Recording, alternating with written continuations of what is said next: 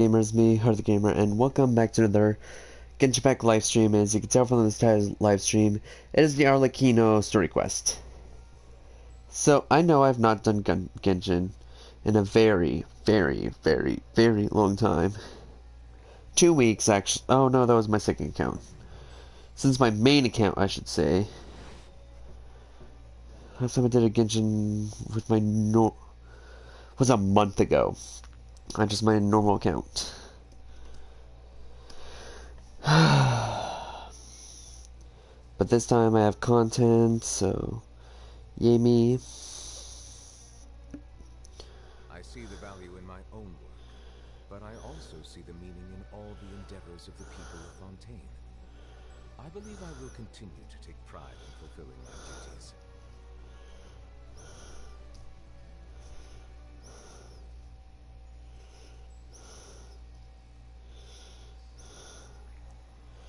Give me one moment. I just have to do some things.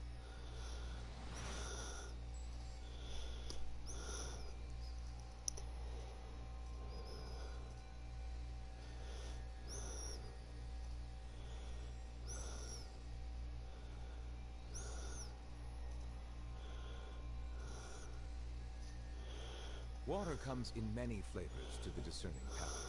Mondstadt's water is crisp and pure, while water from Liyue has an enduring aftertaste. In Inazuma, the water possesses a depth of flavor unlike any other. Hi, Lacarana. Has a rich and complex flavor profile, but it must be savored patiently to fully appreciate it. So I don't know. I don't really know who you are. Currently, I know I'm yawning right now, but I'm gonna try to do my best to get this story quest done so I can get the... What was it again? So I can get the Arlecchino weekly boss, so I can get farm for Chlorian even more. Because I lost my 50-50 for Arlecchino, and I did say if I did lose my 50-50 to my friends, because I didn't say on stream, but if I lose my 50-50, I'd go for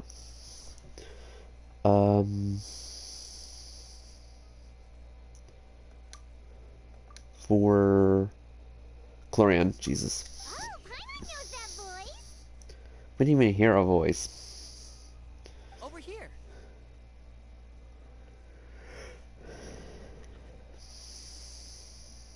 Lenny. To borrow one of the more popular turns of phrase at the moment, this appears to be quite the fated reunion. Running into you two out of the blue like this has really made my day. I certainly Oh wow. wasn't expecting it. You A can year. say that again. What brings you to Poisson? Wait, Paimon's got it. You must be here for one of your magic shows, right? Actually, we've run into a bit of trouble on the home front, so Father arranged for us to stay in Poisson for the time being. Oh, are Lynette and Fremine here too? Yep, along with most of the other members of the House of the Heart. You may have noticed Poisson seems a bit more crowded than usual. So you're saying nearly the entire organization has moved to Poisson? Sounds like you've run into way more than just a bit of trouble. What's really going on? Well... Since the two of you are so curious, perhaps I can fill in the gaps. You scared Paimon half to death.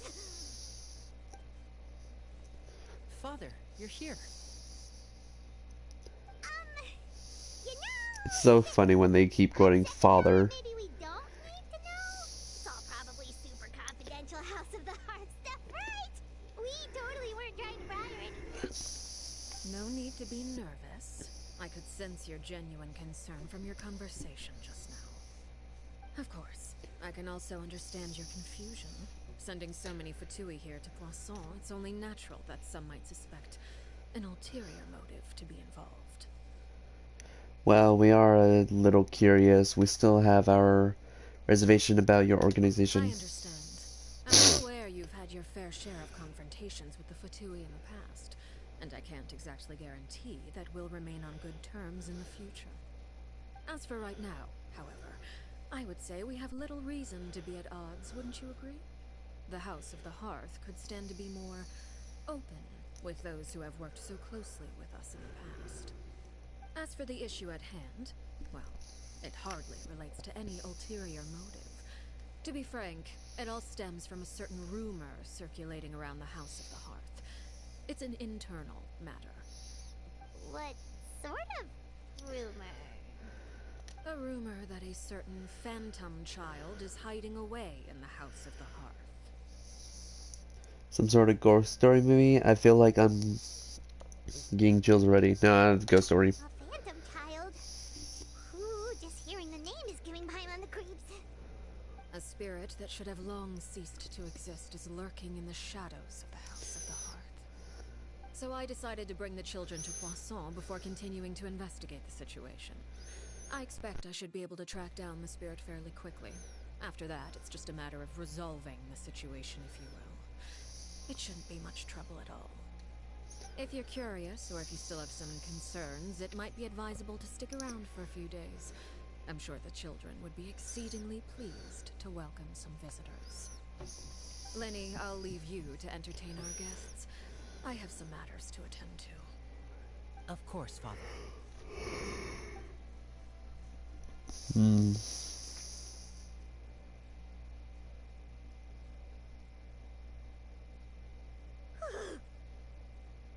I need to change my element.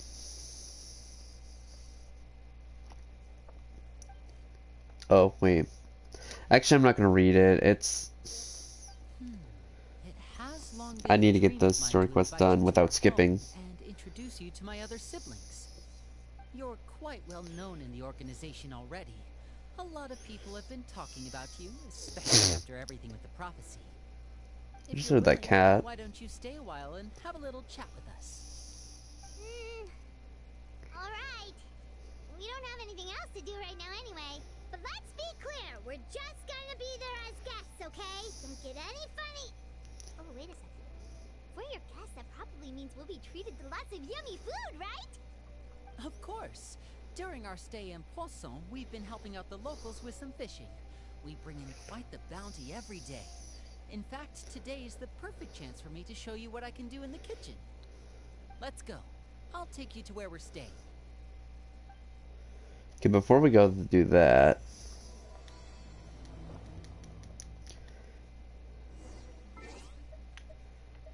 Oh, mail. Oh, it's Candace's birthday! Now, before I forget...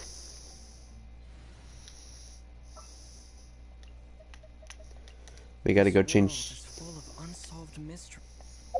Sorry. But we gotta get Traveler... his Hydro form real quick before we continue the story, because the Geo's not working in this place.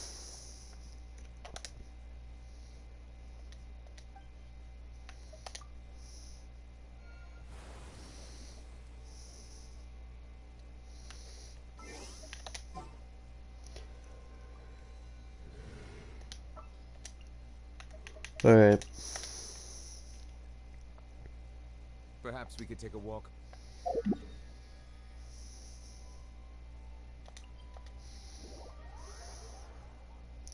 Now let's get back into it.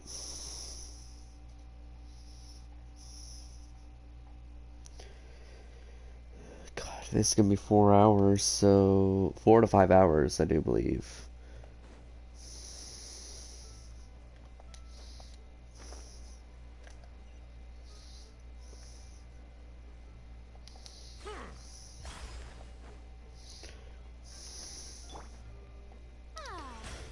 Just in case.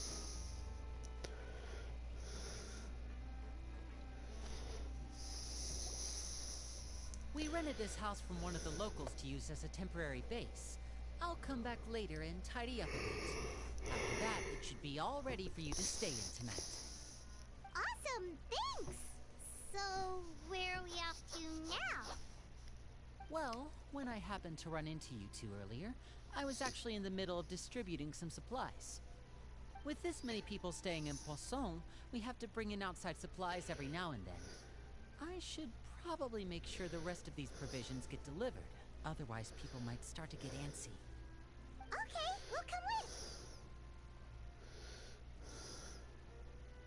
There are all sorts of rumors about your organization floating around out there. Paimon's not sure if she could even take a wild guess as to what's true and what's not. But now that we finally have the chance to see a day in the life of the house, we can take a good look at how you operate. Well, you're more than welcome to come along. Just follow me. I feel like I should play like the three main children, but I like my team. Plus, considering that this is a Harbinger story quest, we are gonna do some fighting, so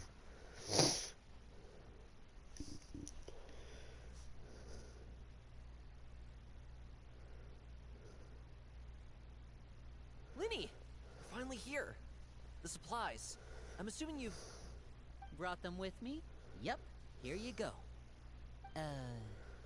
Hello? Something caught your eye?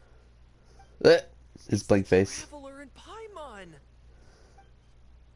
No way! His blank face. The Traveler and Paimon are here!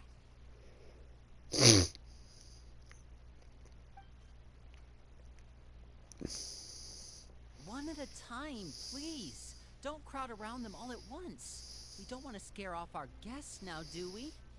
Oh, it's alright! Gotta say, Paimon didn't realize we were this famous. Of course! Father and Linny have told us so much about you. Father told us about how you helped Linny. According to her, you're a trustworthy friend. And as far as she's concerned, that's pretty much the highest compliment we've ever heard her give. As you can imagine, everyone's been very curious about you. I heard the Traveler is so strong that he can move a mountain with his bare hands. Yep. I heard Paimon eats so much that she can clean out the entire pantry at Hotel Tabor in just 3 days. Less than that. Wait a second, that's the rumor you heard about Paimon? Oh, not cool at all. Also, mine's also a bit of a Oh, stretch. wait. When guests visit, you're supposed to give them gifts and stuff, right? Oh, we don't need something like that. Besides, we don't have anything to give to you. Come on, we insist. I can give you some of my new potions. Just pick your poison. And by that, I mean medicine or actual poison. I suppose. I love this child. Or maybe Shaflo can teach you guys about stealth. He's super good at it. He's never been caught. Ah, now that's not a bad idea. I know you usually prefer to fight head-on, but it never hurts to expand your bag of tricks, right? When it comes to eliminating your enemies, staying quiet can go a long way. Trust me, I would know. Oh, right, they're Poison's not assassins, too I forgot. long, though, and I'm still dealing with the after effects. So I'm not quite as good as I was before, but I can still give you some pointers. I forgot they're all like assassins. When you said gifts, I didn't think you meant poison and stealth tactics. But those are the best things we can give you. You don't like them? I don't mind them. Ooh, how about this? Tell me the name of someone who really annoys you. Paimon. We'll teach him a lesson for you. Paimon. Paimon. All right, Fold Selwar. I think that's enough suggestions for now. When it comes to being a good host, it's the thought that counts. You don't need a physical gift to make our guests happy. In fact, pestering them with suggestion after suggestion might make them more annoyed than anything. I would say your enthusiasm has certainly gotten across. Really? We definitely feel the love. Awesome! So long since we've had guests to play with. If there's anything you need, just let us know. Yeah, especially if it's poison or something. This kid in poison. Potions for that. I love this child so Well, much. we'll talk to you all later. We've still got supplies to distribute. All right, see you later.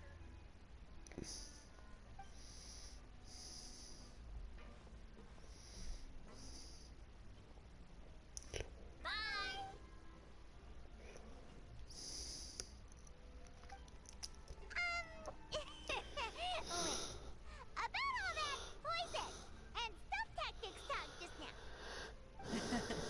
scared you, did it?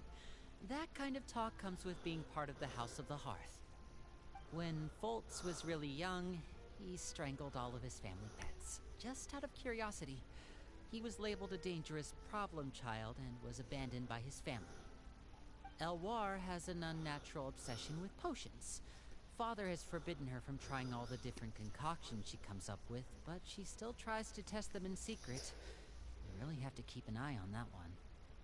Chaplot is around my age. While I'm mainly responsible for collecting intelligence, he handles surveillance. He's very passionate about his work and has no reservations about taking on some very difficult missions. I know you two probably aren't used to that kind of talk, but I can promise you they only had the best of intentions. Things like stealth tactics and developing different poisons, they really mean a lot to them. They were just trying to share the best of what they could offer, that's all. I don't mind. I mean, stealth tactics I really don't need to know. I'm already stealthy enough in real life. But poison? Ooh. I already know how to make that in Minecraft, so... Oh no, more family. Filial, supplies are here. Thanks. And who are these two? Outsiders? Allow me to introduce you.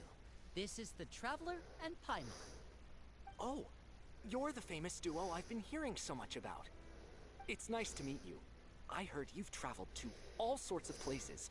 Is that true? Of course! We're making our way all across to that! Oh, good for you.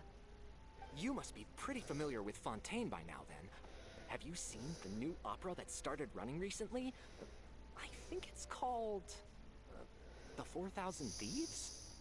Oh, this is the first we've heard of it. It seems like it's going to be fantastic. From what I've been able to tell from the posters, anyway. You should definitely check it out if you have the time. Oh, and there's The Blind Maiden, too.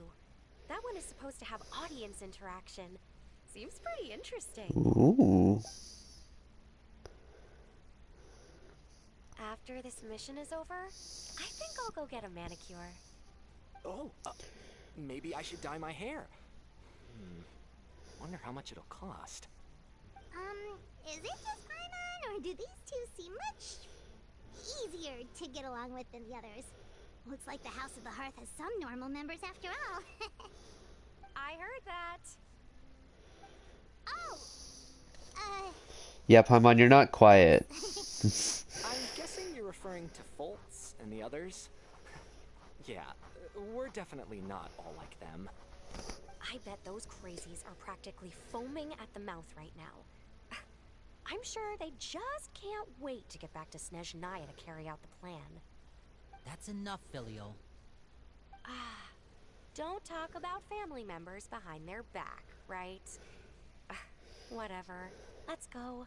Damn, girl. Guess this is goodbye then. If you ever have some time, we should go see the opera together.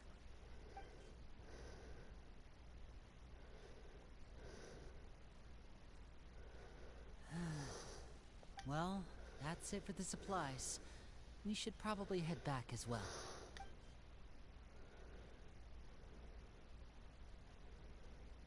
Well, they didn't seem too happy with each other. Seems like there could be something more going on here. We should observe for now. You're right. We're only here as guests after all. Oh, Linny's getting super far ahead. Come on, let's catch up.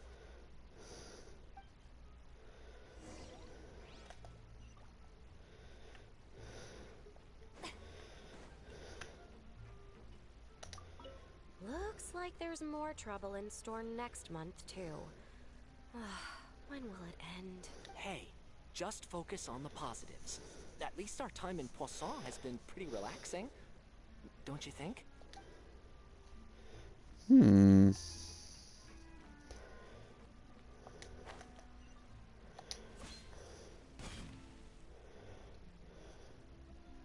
So, what do you think of the members you've met so far? They've certainly got a lot of personality. Well, Father is always encouraging us to be strong-willed and independent. So if there's one thing we've got, it's people who aren't afraid to speak their mind. I should probably get cooking. Wanna join? Of course! Then let's head out and... Uh-huh. Fremine, what are you doing here? Well, Hey, nice to see you again! Oh, you too. I heard you're here as guests of House of the Hearth. Welcome. We were just going to make some food. Why don't you come along? I could use some help in the kitchen, and I seem to remember you mentioning you wanted to make seafood soup for the traveler in Paimon. Seafood soup? Oh, Paimon is drooling already. Were you looking for something just now, Fremine? Maybe I can help. It's nothing. I just wanted to see if there were any extra supplies. Yeah, we've got some left over. What do you need? Some food and water. And some clean cloth, if possible. No problem. Give me a second here. Food, water... Wait a minute. What do you need all of those for? You're not on any missions as far as I'm aware, and you were just going to come meet with us. So what's this all about? I thought I'd grab an extra portion because I get hungry at night. Could be because I'm growing, you know? And... Fremine, you remember what I told you? You're not like me. Your lying skills still need some work. Tell me what's going on. Is it really bad enough that you have to keep it from your own brother? Maybe it'll be better if we gave them some space. This is the first time I've seen that kind of look on your face. Whatever happened, does it have something to do with Father? yes. Just Ooh. Follow me. Uh-oh.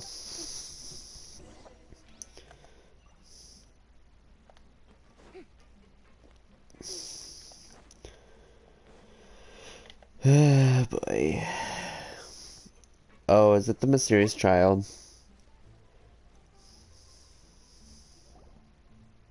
You're back! Oh, and you've brought some friends with you this time. Hello, my name's Linny. I grew up in the House of the Hearth. And you are? Hi, Linny. I'm also a child of the House of the Hearth, just like you.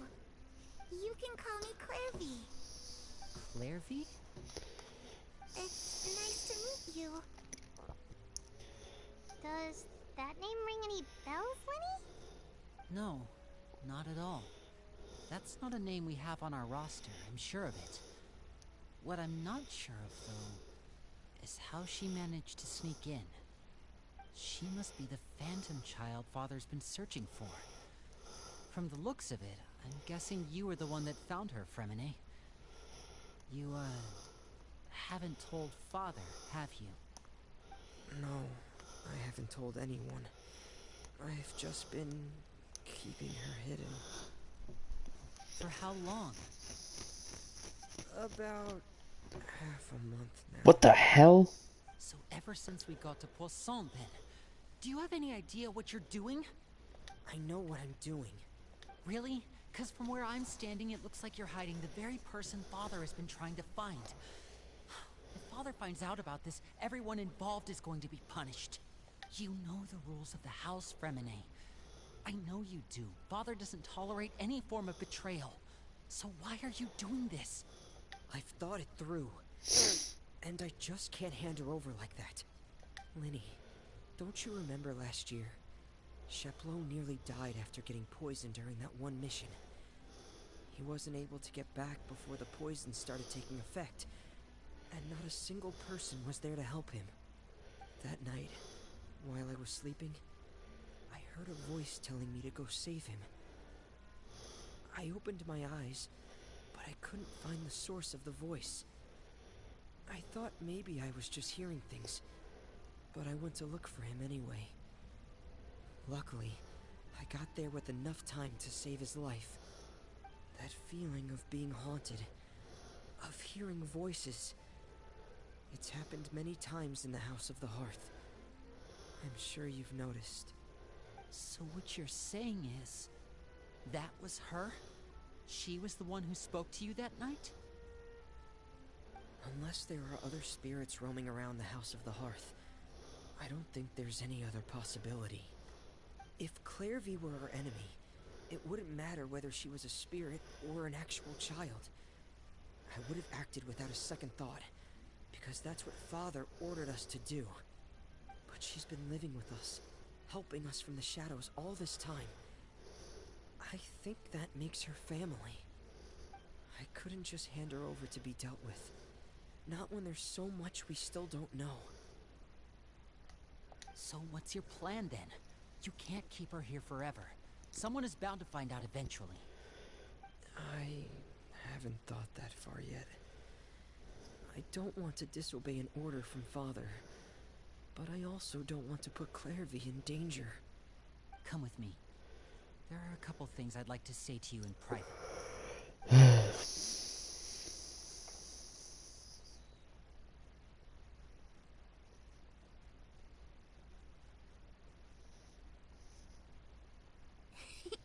Those two sure care a lot about each other. Well, they got a funny way of showing it. From where Paimon was floating, it sure seemed like they were about to bite each other's heads off. No way! They have a really deep bond. I could tell right away, because I also have a friend like that. Oh, yeah. Just don't know how long that kind of bond can last. What do you mean? Darkness in the house runs deeper than you can imagine. No one can get out alive. I'm sorry, Lenny. I really didn't mean to drag anyone else into this. Oh, really? You didn't mean to? 'Cause I, for one, wish you did. Huh? What do you mean? You know, when we were younger, you didn't call me Linny. You called me brother, just like Lynette. We grew up together, the three of us. We were all orphans, all rescued by Father. Of all the siblings in the House of the Hearth, I think our bond was the closest. Later on, when you started calling me Linny, I wasn't actually surprised. After all, Lynette and I are related by blood. We've had to depend on each other to survive long before we joined the house. Lenny, The darkest and most difficult moments of my life happened before you and I had ever met. I'm sure that's true for you as well. Even so, Fremine, we've stood by each other for all these years now, and to me, that means more than blood. You and Lynette are the most important people in my life. No one can replace you. So I won't let you face anything alone. Not if I can help it. Oh, looks like things are getting kind of heated between Linny and Fremine. Maybe we should go check on them. Oh, it's raining. I should put my clothes away. Okay. Hey,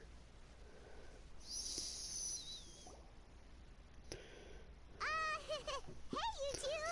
Hope we aren't interrupting anything. Like a fight, or... Oh, wait a minute, Fremine. You're not crying, are you? Is everything alright? everything's fine. Thanks for asking. Well, we're all friends here, right? We've been through so much together, so if there's anything we can do to help, just say the word. It's just a small family dispute. It's not something our guests should trouble themselves with. In fact, it might be better if your stay ended here. But sometimes having guests around can come in handy. What are you getting at, Traveler? When guests are around, families are often on their best behavior. And any disputes are less likely to escalate. That's what you're trying to say, isn't it? I think it'll be better if we stick around. I just... Thank you. I was really hoping to keep you out of it. But even if I could think of some other reason to turn you away, I'm not sure I could convince you. I know things could turn dangerous, so I promise you this. From now on, I'll protect you like my life depends on it. Me too. Well, back to the matter at hand then. If we don't plan on handing Clairvy over to Father, then our only other option is to solve the mystery of her identity before Father is able to track her down. That means finding out where she came from and what she's doing here. Then we can send her on her merry way and pretend like none of this ever happened. I tried that already. And? And nothing.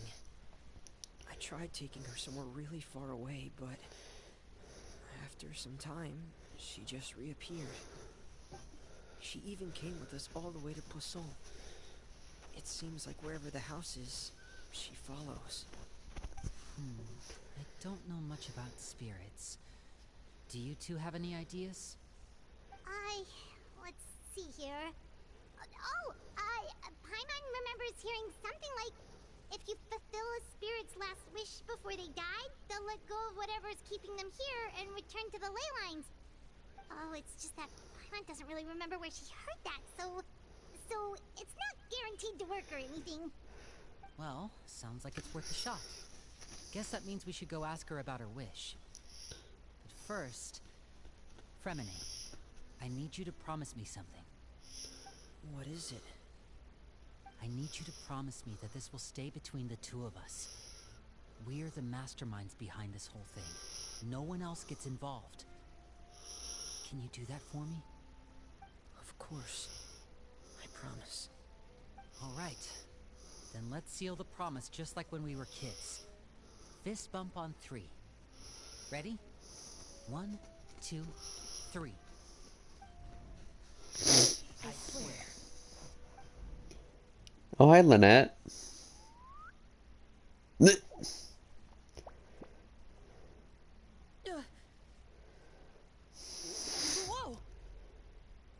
Lynette!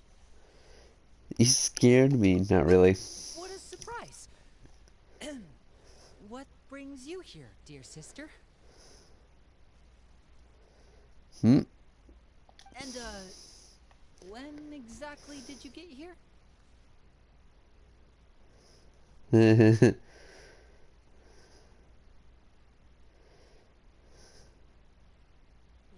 an idiot, brother. And you too, Fremine.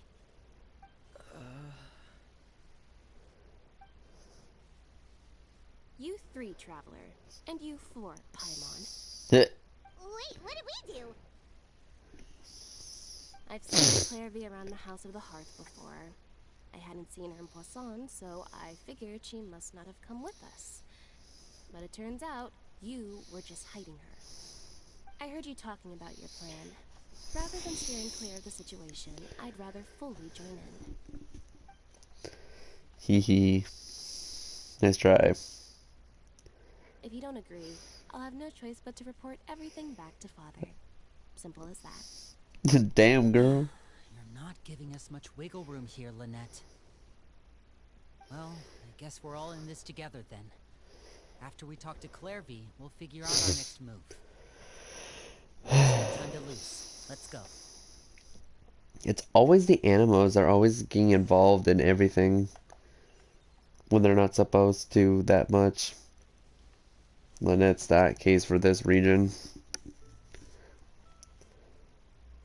She's the only animal in this region so far. Thank you for bringing me this food, you guys. She said she's full, but the food doesn't look like it's even been touched. Well, she's a spirit. That's right. Based on what I've been able to observe, it doesn't seem like Clairvy can interact with the physical world at all. Still, when she's presented with food, she'll always linger around it for a good little while. Maybe, in her mind, she really is eating those things. Does she know that she has already passed away? I've tried to ask her, but she didn't answer. My guess is that she's just as confused as we are. Or Maybe she couldn't understand the question at all. Clairvy, if you've got some time, I'd like to ask you a few questions. Sure. Oh, another new friend. Hi, I'm Clairvy. Hello. Clairvy, how did you join the House of the Hearth? Huh? Isn't it the same for everybody? The knave brings you here and then you can't leave. It's just that your name, it's not on the roster. And I've never seen you before. The roster? Oh, I get it now. I think there might be some things you don't know about this place. The people in charge, they're not as nice as they look. They say they keep a roster, but it's not complete. There are a lot of people who aren't on it, and never will be. In this house, some people are family, and other people are just test subjects. Those kinds of people aren't ever going to get a place on the roster. Unless it's the roster of people who've been executed. Wait, does that mean the knave... She... Is there anyone that can vouch for you? Perry. She's my best friend. Oh. She's the only one I trust in this place. Have either of you heard of that name before? No. Me neither. Clairvy, Perry. Neither of those names are on the roster. But it seems like she's telling the truth. Either that, or this kid's already got a bag of tricks bigger than mine. Maybe we should try a different I've already seen the animation. I know who she is and who Perry is. A wish? It can be anything you want. Just imagine. It's your birthday, you're blowing out the candles, and your wish is...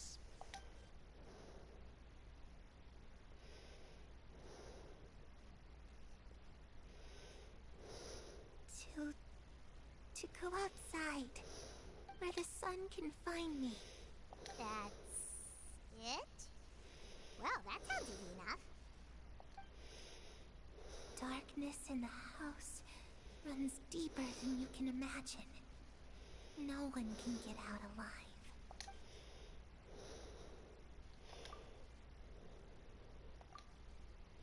Okay, time to divide and conquer. Listen up. I've got a plan. I'll try and find a way to use basic illusory magic to take Clairvy outside and bring her somewhere with sunlight. Lynette, try and find the list of executions that Clairvy was talking about, and see if her name is on it. Fremine, you stay in Poisson. We can't be the only ones who've had run-ins with Clairvy. I need you to collect intel on everything she's said and done. Understood. I'll try my best. What about us? What should we do? I really appreciate your willingness to help, but this is a family matter. I don't want to drag you in too deep. It's too risky. Bro, we've gone against, like, the Raiden Shogun. She was stronger than Senora. Sure, Arlecchino looks like she's on the same playing levels as Raiden Shogun, but that doesn't matter. Since Father considers us to be guests, maybe you could stick by her side for a little while. You don't need to do anything except keep up some nice, casual conversation. Oh god. Ah, Paimon gets it. You want us to be distracted. How should we contact you? I'll give you a magic bird. If Father suspects something, all you need to do is release it when she's not looking, and it'll alert me that something's wrong. Of course, that's only as a last resort. If Father doesn't seem to notice us, there's no need to make contact. We'll reconvene here tonight after all's said and done. If the worst case scenario happens and we're discovered, just tell Father everything. We're not going to let our guests get punished for our own actions. That's where we draw the line. Be careful. You too. Okay. This is I gotta turn on that fan. I'm sorry, it's getting hot in here. We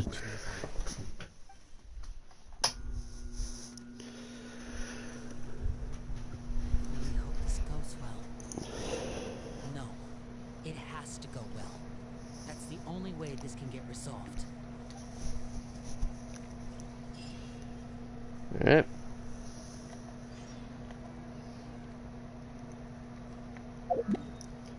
Off to go find Arlecchino. To keep her occupied. Oh.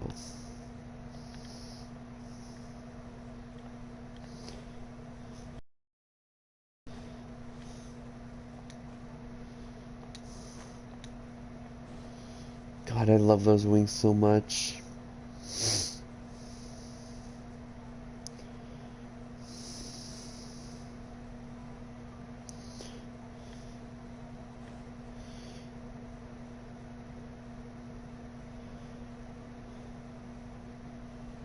Oh, child. God, I haven't seen him in so long. It's the knave and child. Hey, aren't you supposed to be in Snezhnaya recuperating? What are you still doing in Fontaine? Oh, it's you two. I didn't expect to run into you here. I was unconscious for quite a while after the fight in the Primordial Sea. After I woke up, I realized I was being taken back to Snezhnaya. And well, I couldn't have that now, could I? Not when I've still got unfinished business here in Fontaine. So, I mustered up all my strength and made the journey back on my own. What sort of unfinished business are we talking here? It has to do with Skirk, my master. I really wanted to meet up with her, but by the time I got back, she'd already left. I still have so many questions for her. Without any other leads, all I could do was ask the knave to help me track her down. She must have left behind some traces from her time in Fontaine. Oh, okay. So, have you found any clues? Unfortunately, no. While the House of the Hearth is adept at collecting all manner of intelligence, certain existences can still manage to escape our purview. Basically, unless Master feels there's a need to meet with me, she's not going to be found. But that problem has an easy fix. I just need to become stronger, and then... Paimon thinks you should focus on getting better first. The worst of it is over. It's all thanks to that one kid from the House of the Hearth. Elwar, I think her name was. She gave me a bunch of random potions to drink. They didn't go down easy, let me tell you. Pain and chills all over. But they really did help speed up my recovery. And that's good, because it looks like I really do have to head back this time. The old man's been putting the pressure on me. Piero. He sent someone to tell me I'm needed for some sort of project. Piero. Project Fusion? I'm sorry, what? Yeah, that's the one. I heard Regrader's involved too. Pantalone. I'm looking forward to having to listen to all his monologuing, that's for sure. Yeah. Hey, maybe you could think of a way for me to stay in Fontaine for a little longer. Helping Linny and the others brush up on their fighting skills would be far more interesting. If you and I could spar, that would be even better. I've been waiting for a chance to see you go all out. And what a sweet little daydream that is. But I also have a role to play in all this. I'll be leaving Fontaine shortly as well. Besides, considering how little they see fit to step outside the homeland, being called on to return to Snezhnaya by such illustrious dignitaries, what a great honor. Wouldn't you agree? One I could do without, I'd say. Is it just Paimon? Or does it kind of seem like they're... Just casually trash talking their colleagues behind their backs. Yeah. So, dear guests of the House of the Hearth, to what do I owe the visit? well, we just... Want to learn more about you. Right! We're super close to Linny and the others, but we still don't know much about you! Is that so? Introductions have already been made, have they not? Oh, well, you see, there's only so much you can learn about someone from a short introduction. At least tell us something a little extra, like, why do you call yourself father? Good question. I'd also like to know. The fact that you have to ask tells me our intelligence work has been quite successful. Telling you the answer to that question would only serve to undermine that success. And we can't have that, now can we? Spoken like a true diplomat. That was some expert sidestepping right there. Well, if there's nothing else, I think I'll take my leave. I still have a small matter to resolve at home. Do go. Uh, if the knave leaves right now, she sure will run into Lenny and Clearview. Should I release the bird? No, should.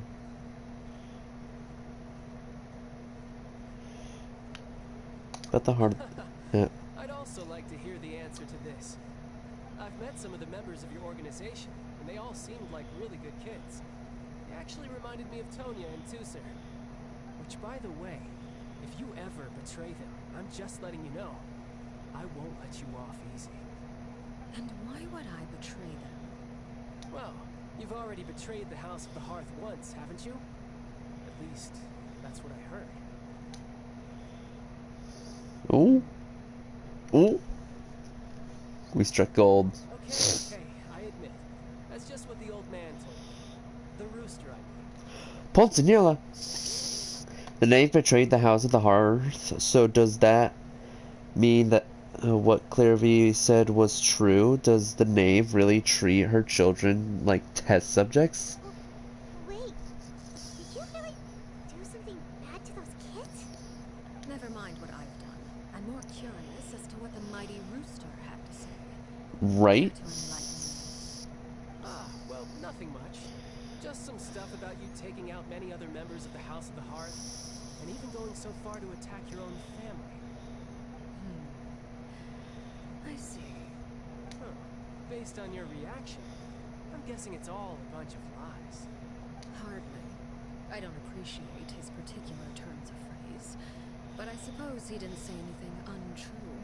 Although, it would be more accurate to say that there is a certain level of prejudice involved. But I don't intend to clear that up just yet. Prejudice has a funny way of concealing the real truth behind certain things, an attribute that I find to be quite advantageous. Call yourself a Fontainian, for example, and people will assume all sorts of things, when the real truth is that this is simply the land where I was raised. Huh? You're not actually from Fontaine? But then why did you try to help out with the prophecy and Oh. I was trying to protect the children born in Fontaine. Claiming that I myself was a Fontainian simply made it easier to operate. Aww. I would hardly suspect a fellow Fontainian of having any ulterior motives. Who wouldn't want to save their homeland after all? The primordial sea wouldn't have any effect on me, but it would have caused great harm to the House of the Hearth. Well, you wanted extra information, didn't you? There you go. I hope that satisfied your curiosity. What? Where are you from? Snezhnaya? That's the only other place I can think of.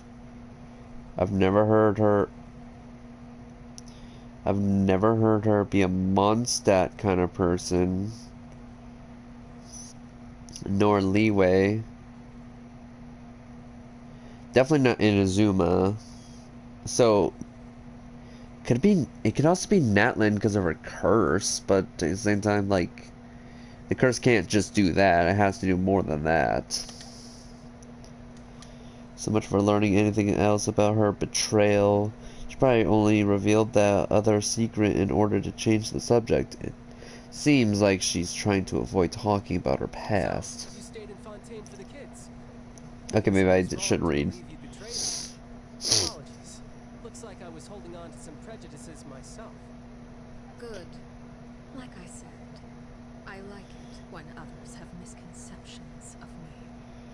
Actually, while I was recuperating at the House of the Hearth, there was something else that really caught my attention.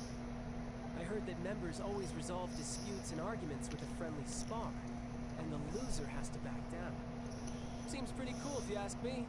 Would also give them plenty of opportunities to hone their skills. Well, that's only a recent development. In the past, such spars weren't nearly so friendly.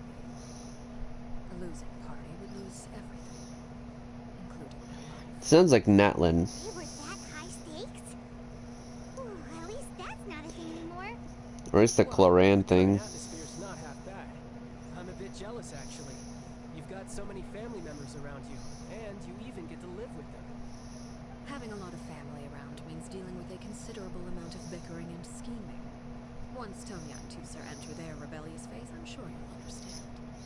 Just imagine. Tusser becomes obsessed with plucking out strands from the rooster's mustache, or Tonya decides to dye her hair 42 different colors. Oh my god. Okay, okay. I get the picture.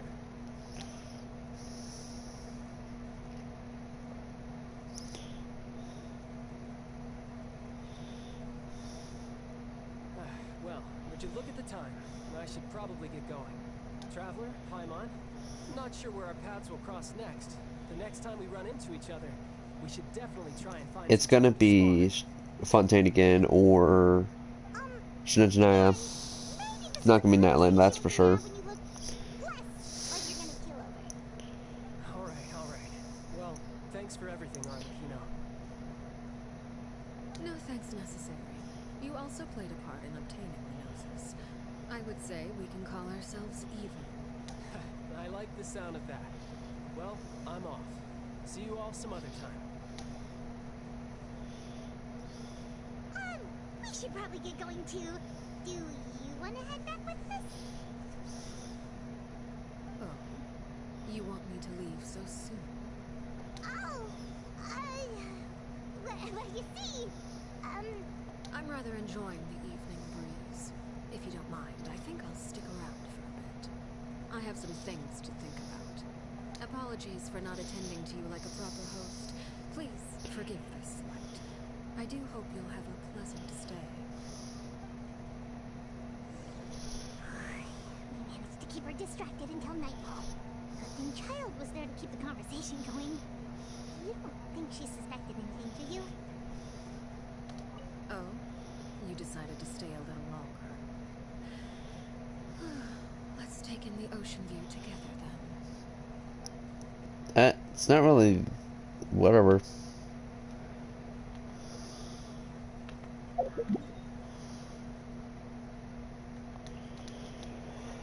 Whatever, that's not the ocean. Like, that's like half beast, half ocean, but whatever. I'm not gonna judge. It's Arlecchino. I do not want to correct her at all in the slightest. But yeah, also, if you guys didn't know, because I lost my 50-50, for people who are kind of joining just now, because I lost my 50-50 for Arlecchino, I'm actually going to save for Cloran, and I'm actually guaranteed to get her level 90 now, so yeah, I'm going to stick with trying to get Cloran. Although this quest might make it hard. Well, long story short, we ran into a small issue. Clairvy can't go into the sunlight. What do you mean? Everything was fine at first. She followed me up to the surface just like I told her.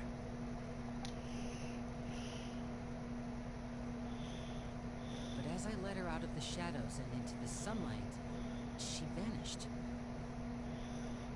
I turned around and there she was, standing at the edge of the shadows, silently watching me.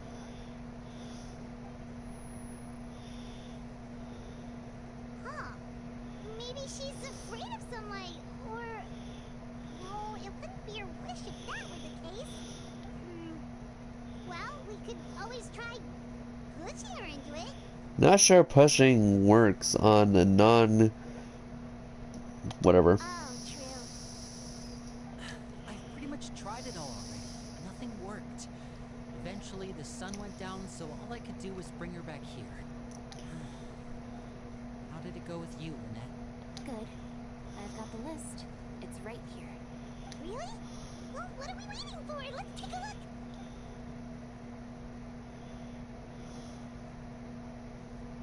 Oh, that's a lot of pages. Oh, it's gonna take forever to get through it all. We can each take a section. Here. La Pouillade, Landois, Chambert, Horaire. Ooh.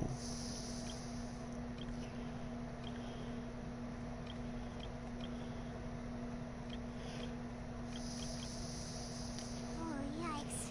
That Horaire guy has a huge scar on his face. He's kinda giving Paimon the creeps.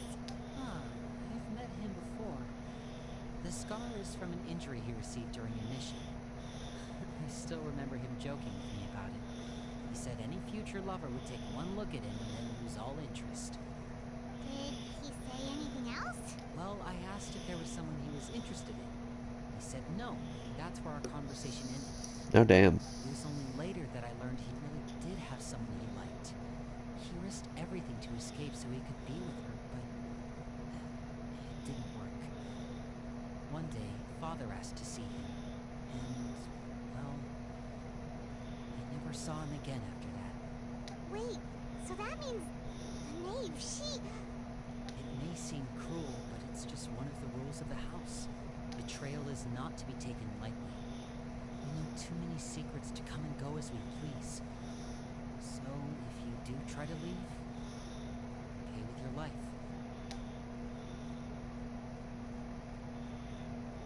Her name's not here. Well, that's not too surprising. It doesn't seem like this list is complete. It only contains records dating back around 5 years. Oh, that's not long at all. Our attention. Fremine, were you able to find anything out? Fremine. Sorry. I was thinking about something. I managed to talk to quite a few people, but I couldn't help but notice that the atmosphere in the house was a little... strange. Strange. Yeah, I mean, I know there have been arguments in the past, times when people haven't gotten along. Chaplot and Filiol are a good example of that. Oh, those are two of the people that we met while delivering supplies. I can see how they might not get along. They had very different vibes, and their, interests seemed to be pretty different as well. That's to be expected, actually. Father brought us all here, shared her knowledge with us, taught us how to fight. That's one thing we all share. But that's also where the similarities end. Not all of us feel the same desire to stay here. As members of the House of the Hearth, we're also considered part of the Fatui. And to a lot of people, that's an identity they never asked for. Certain members get older and realize they want something else for themselves. But considering the rules of the House, most people would never say that out loud. People like Chaplot and Foltz are loyal to Father and her vision. They're proud to be part of the Fatui. Filiol and Nantoy, on the other hand, well, they aren't quite as enthusiastic. These kinds of conflicts have always been there. It's not like Father is in the dark about any of this. Well, that's true. But it just feels like things have gotten worse lately. Filiol and the others, it seemed like they were meeting in secret to talk about something. I can't say for sure, but I think they've met Clairvy. Do you think she's been inciting them to act out? No, not exactly. But I wouldn't be surprised if she said something to them about the darkness in the house and how deep it runs. She's told me about it before. Hi, Taha, Zia, just Zia. They just believed all that? Oop, Without any misclicks. evidence? Clairvy's words probably gave them the excuse they were looking for. Whether they actually believe them to be true is secondary. This is all because of Project Stuja, isn't it? Whoa, hold on a second. What's this Project Stuja all about, huh? This is the second time it's come up now. Sorry, but I'm not sure of the details either. I only know what Father has told us, which is that it's something the Rooster and the Greater have been working on together. Ew. Apparently, it has to do with the Fatui's strategic plan for the future. Because the House of the Hearth was so successful in obtaining the Gnosis, we now have the honor of playing a key role in Project Stuja. Oh god, that's not going well. Isn't that a good thing? Key role is just another way of saying dangerous role. To us, the whole thing is an inconvenience. Father thinks so too, but she's in no position to refuse. Their plan isn't exactly unreasonable, and they've been funneling the house a lot of funding. It's just that we'll lose a lot of members in the process. participating in the plan. It's an honor in name only. What they're really trying to do is subdue us. The existence of an intelligence organization outside their control makes them feel uneasy.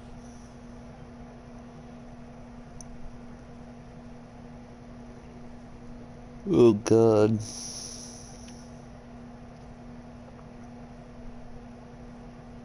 Okay, super complicated top secret Fatui business aside, what does all of this have to do with the conflicts you were talking about earlier? Paimon doesn't get the connection. External pressure has a way of exacerbating internal strife. You can't overlook the power of fear either. People are afraid of dying. And that fear is often the impetus for a lot of stupid decisions. I thought resolving the Clarity situation would make everything go back to normal. But it looks like things are more complicated than I thought. If we leave Filiol and the others to their own devices, sooner or later, Father will be forced to take action. We can only focus on one situation at a time, brother. You're right. Even if we confront Filial and the others, it won't do any good. It might even make matters worse. We should focus on Clarity for now. Well, it's getting late. We should head back and get some rest. We'll try again first thing tomorrow. Lynette, you stick with me this time. Fremine, keep a close eye on Filial and the others. Make sure they don't do anything they'll regret. Good work today, everyone. Have a good night. I'll see you tomorrow.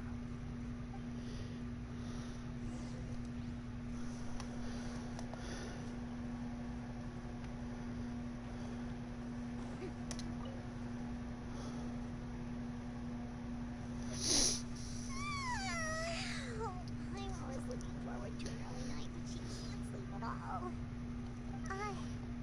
Hey, you don't think the Knave will be too angry with Linny and everyone if she finds out about all this, do you? She's scary when she smiles. If she were to actually get angry...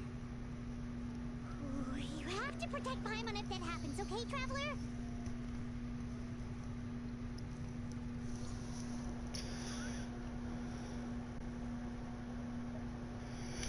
I am also afraid of her. Not really. Well, in that case, we should just plan on running away. We'll grab Linny and the others and we can make a break for it as fast as we can. Look over there. Clarity. Quick, let's catch up with her before anyone sees.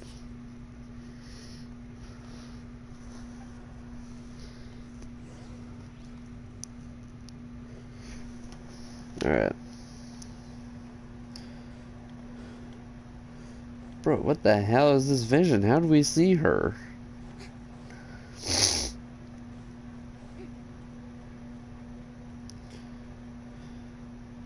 Over there.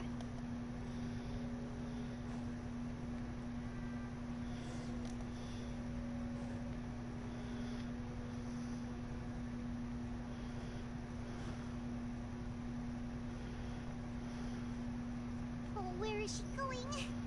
Oh, if someone sees her, we're toast.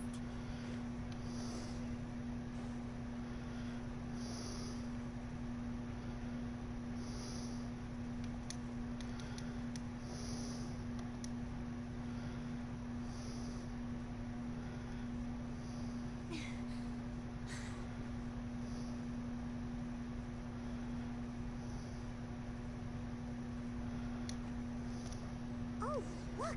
She stopped!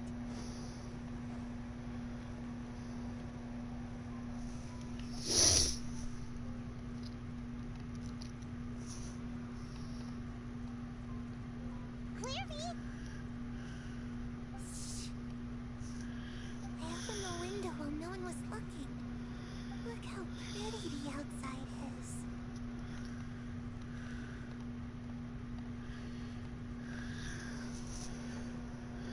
Window. Only I could have more than this. You probably think I'm being silly, huh? All this hopeless resisting.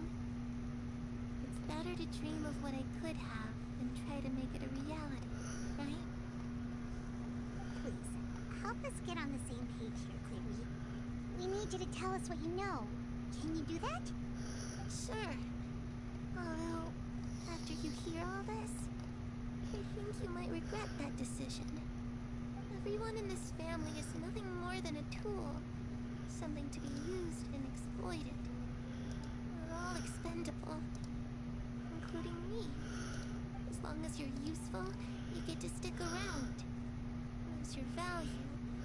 You're handed over to the doctor, experimented on, and given a fate worse than death.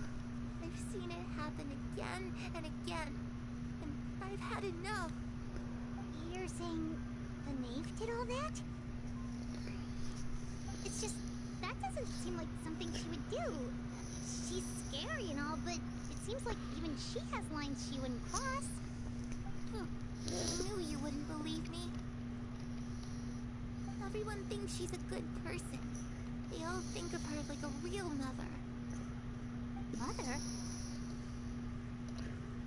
But she doesn't deserve that title. She's disgraced it, tarnished it. If I had things my way, I'd never see her again. If only Perry were here, she'd understand. Perry. There's that name again.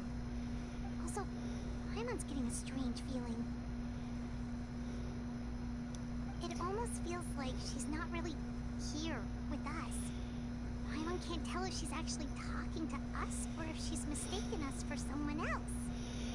I'm not sure either. Well, in any case, it seems Actually, I like am sure. I just couldn't say it. No, I'm not sure. Or, keep her comfortable yeah. a little longer. She looks so young, but it seems like she's been through a lot. It's getting windy. I should close the window. Ooh, look at the moon. Isn't it pretty?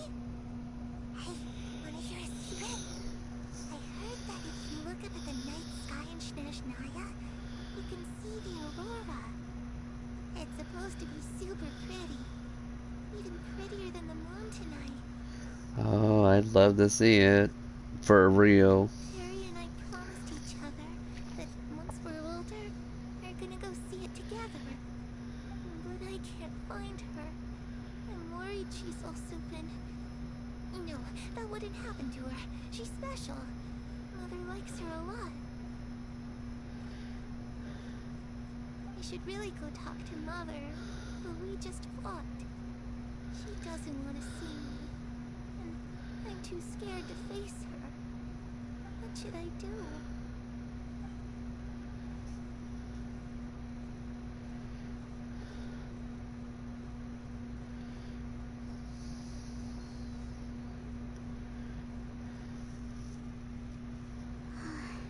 Paimon really doesn't understand what's going on with her.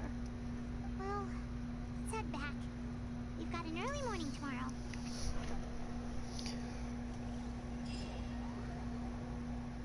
The night passes.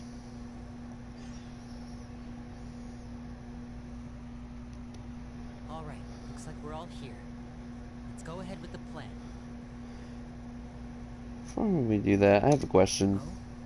What is it?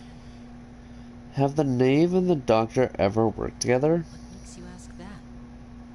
Well, we kinda ran into Clearview last night, and that's what she told us. We met the doctor back in Sumeru. He's super dangerous, and he's done all sorts of bad things. It's possible that Father and the Doctor have had certain dealings, but I don't think Father would work with him. We're not really on the same side, so there's not a lot of trust between them. Doesn't exactly set the stage for a successful partnership. I did hear, though, that when Father first became a Harbinger, the Doctor offered to work with the House of the Hearth.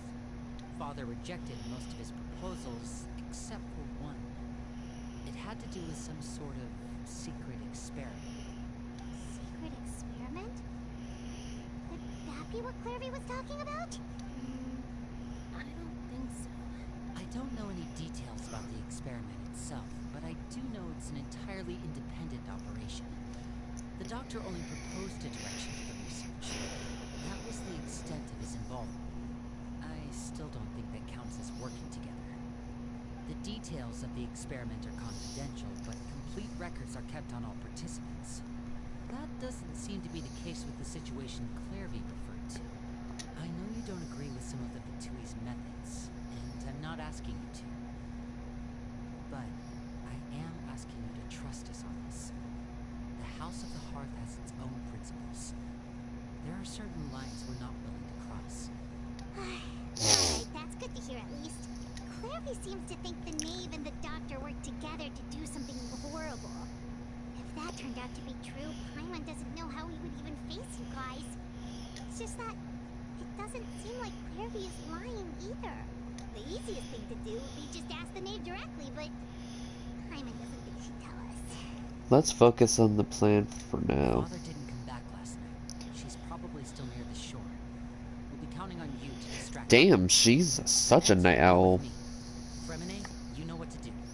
Be on your guard, everyone. Alright, let's get to it. Hold up, let's see. Where are we going today? Let's try somewhere further away this time.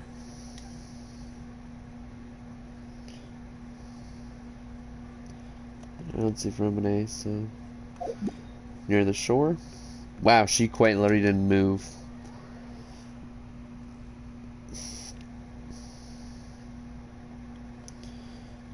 Damn, she's such a night owl.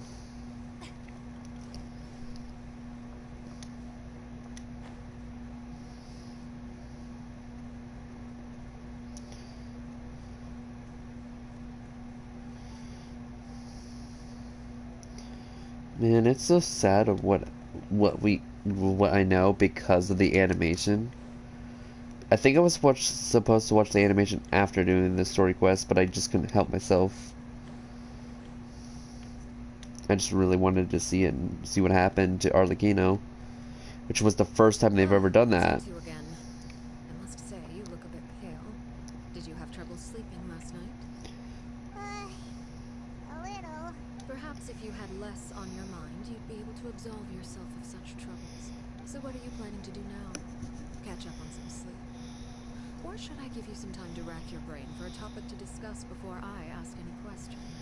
Although I must profess to be curious.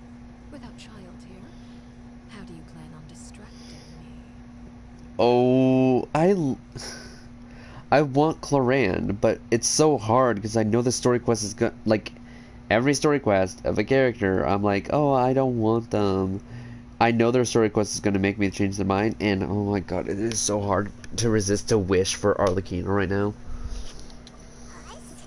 Distract you? Good one. But no, we were just here for a chat. Looks like you could have used some extra time to think. No matter. If you don't have any other plans, why don't you accompany me somewhere? Don't worry. I'll be sure to steer clear of any scheming children. The ocean breeze is sure nice today.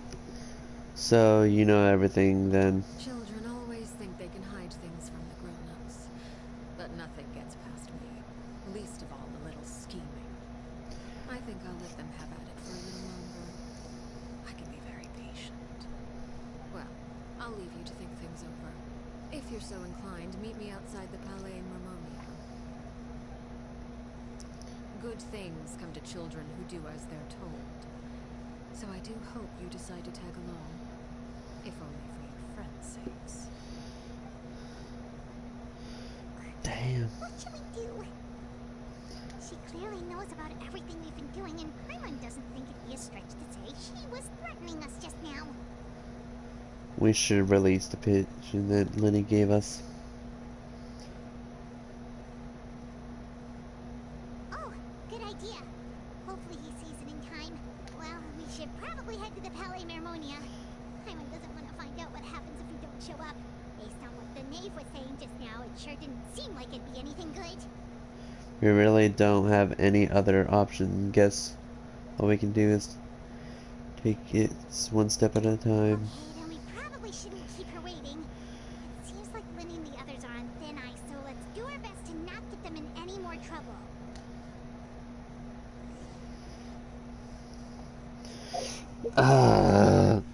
Freaking Arlecchino, I swear. Why does she have to make things so much harder? Okay, well, I'll be at 12 pity. With a blank for 4.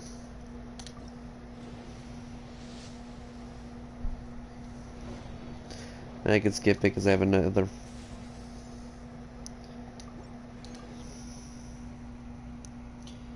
Okay, we have then 22.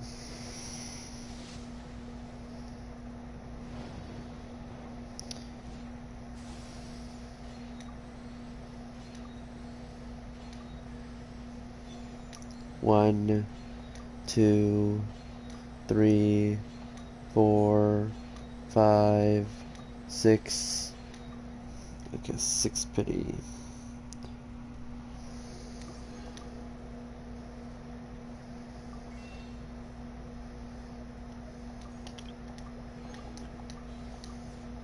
Oh wait, sorry, I'm not used to using the instant shop. So 7, 23.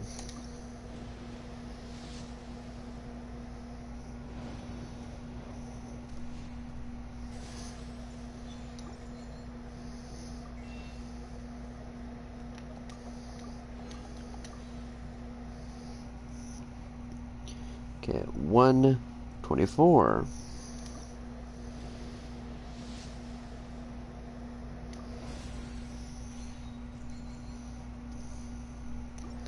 And 225. Alright. I was only gonna wish on this stream, and that's it. I'm not gonna actually go for her now because I don't have any more wishes. But hey, at least I got my pity ranked up a bit more, so now I'm even closer to getting Cloran.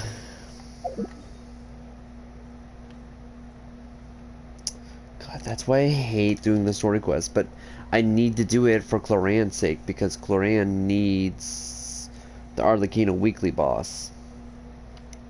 That's the only sucky part about it. Her and Siegewin. Seeing as we still have some time before my meeting, we might as well enjoy some pleasant conversation while we wait. I'm glad to see you get along with my children. Being surrounded by good companions is necessary for a child's development.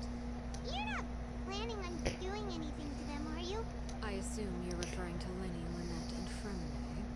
Although, there's that situation with Filial and Nantoy as well. It appears quite a few people have been acting out lately. No matter. I'm not one to discriminate. All those who betray the house meet the same fate. There are no exceptions. Does that mean you're going to kill them? Oh.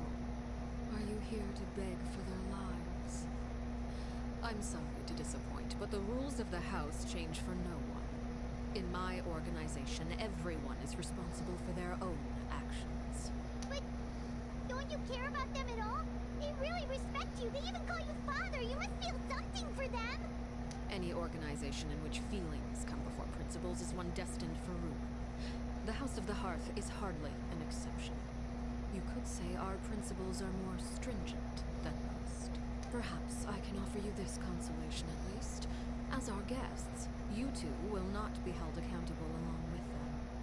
There's really no other way to solve the issue. I would imagine Lenny, Lynette, and Fremine will be able to keep their lives. As for Filial, Nantoy, and the others, I'm afraid there's little I can do. They can try to escape, but once you know our secrets, there's no getting out alive. But that's awful. Ah, you seem concerned. Out of consideration for my guests, I suppose I could turn a blind eye for a little longer. If Linny and the others manage to dispose of Clairville in the meantime, all evidence of their wrongdoing will be lost. In that case, I could hardly punish them for something I couldn't prove. If their efforts are unsuccessful, on the other hand, all will be held accountable. And the punishment will be severe. Deal then. Oh, and here. I believe this belongs to you. Do try and keep better track of it. It takes a considerable amount of time to train a bird like this. Damn, girl. Such a pity if you were to lose it.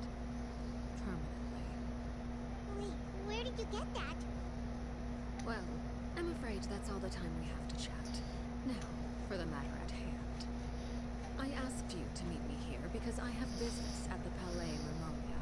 It has nothing to do with you, but I think it would be prudent for you to stick by my side for the time being. There will always be time later to run off and tell Linny what you've learned. Well, time to go. Looks like we wrapped things up just in time. Girl, she freaks me out. She doesn't scare me, she freaks me out on what she can do. That's why she is the number 4 Harbinger. It's so weird because it's like, it's like, she's so strong, like I already know this. And the fact that she's number 4 definitely says a lot for the top 3. Which, supposedly, there's a theory that Columbina will be our next person we fight out of all the Harbingers, but Lord have mercy on our soul for that one. And then after her, it's Capitano. And actually, what was the theories again? Give me a second, as I was just saying on the stream. The next one would be...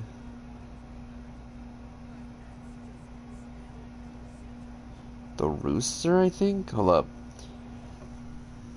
Harbinger symbols with their names.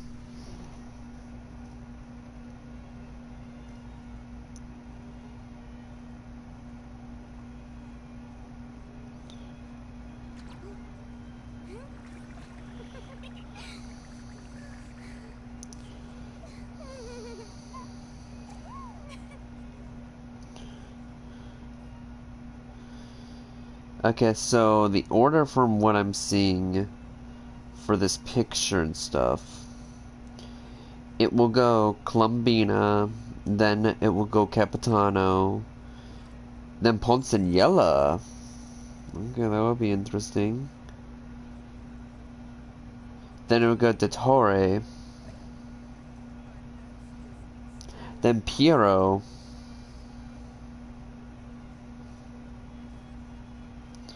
then Pantalone, and Sandrone. Those are the orders of who we would be fighting for Harbinger-wise. Isn't there anything else more interesting to do? Interesting. But I do believe the Columbina one a little bit more, because the orders are not wrong, actually, so far. Out of the top, the 4 Harbingers for weekly bosses, it quite literally starts off as Child, then it goes Senora, then Scaramouche, then Arlecchino. Exactly that. If it's Columbina, then the order might actually be exactly 100% true. It's been a while, Monsieur Neverland. I must say, I wasn't expecting my meeting request to be approved quite so quickly. The Palais Mermonia operates with an efficiency worthy of admiration. It is only right that an esteemed diplomat such as yourself should be afforded the proper level of respect. Although, if I may speak plainly, we must confess that I did not anticipate we would have the occasion to meet again after presenting you with the Gnosis. I see you brought the Traveler and Paimon with you as well. If I may inquire as to the purpose of your visit. I'll be departing Fontaine shortly. There is, however, an outstanding matter that I would like to see resolved before I go. It requires a rather lengthy explanation, I'm afraid. So I took the liberty of explaining everything in this proposal. Please review it at your leisure, Monsieur Neverland.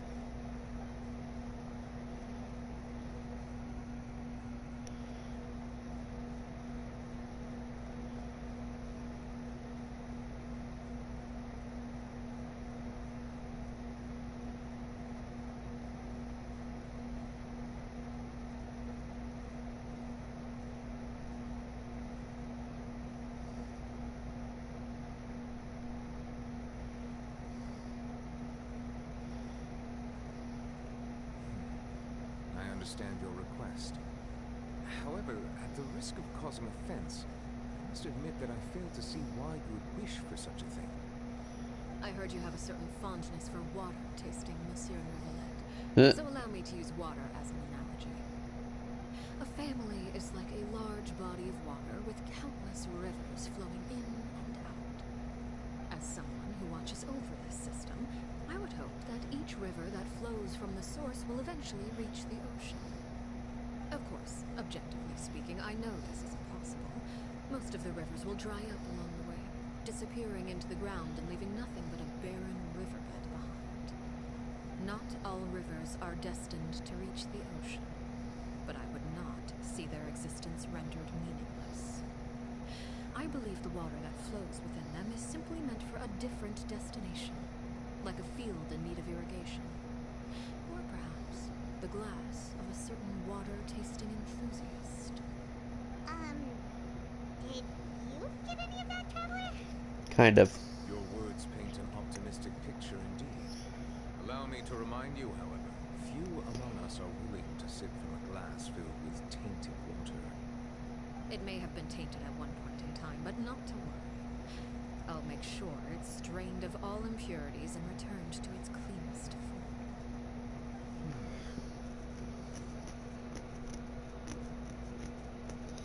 I seem to recall there being a transactional aspect to your proposal. Perhaps you could expound on that? If you accept my proposal, Monsieur Neverlet, I will gradually withdraw my forces from Fontaine. And, unless absolutely necessary, I will no longer carry out any special missions within Fontaine. Ooh. I presume I can take your words to mean that, in the future, cases similar to the Tartuffe assassination will cease to cross my desk? Tartuffe? Ah, that thief who embezzled funds from all those charities, you mean? My deepest condolences to his family, but without any evidence, I cannot imagine how the House of the Hearth might have been involved in his passing. Of course, if you Did she accept just my smile? proposal, Monsieur Neverlet, I'm sure certain measures could be taken to reduce the frequency of such troubles. You choose your words carefully indeed. In that case, I'm inclined to accept your proposal. My thanks for your generosity, Monsieur Neverlet. Well, with that settled, we should be going now. I took the liberty of bringing along 2 bottles of spring water from Snezhnaya for you to enjoy. I do hope I get the chance to hear your impressions. Perhaps at our next meeting, yes? Indeed.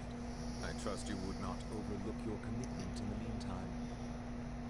All right, Traveler Paimon. Time to go. Oh Lord. Watch out, boy, she'll chew you up. She's a man-eater. I keep forgetting I can come in here. All the time. I keep forgetting I can come in here and we have quests in here to do, too.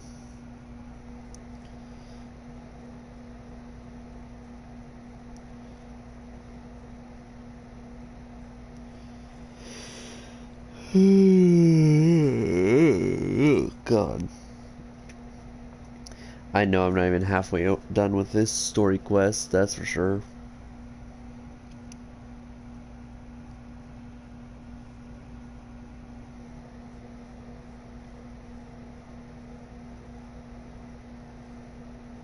So, what exactly were you talking about back there? Paimon only heard you mention some rivers, a large body of water, and then some kind of irrigation scheme. Alright, I'm gonna be You muted for a really bit. know. I would imagine there might be more pressing concerns at the moment.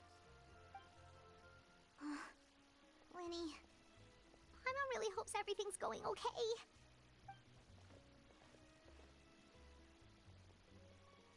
Oh, Paimon recognizes that look. You've got your thinking cap on, don't you, Traveler?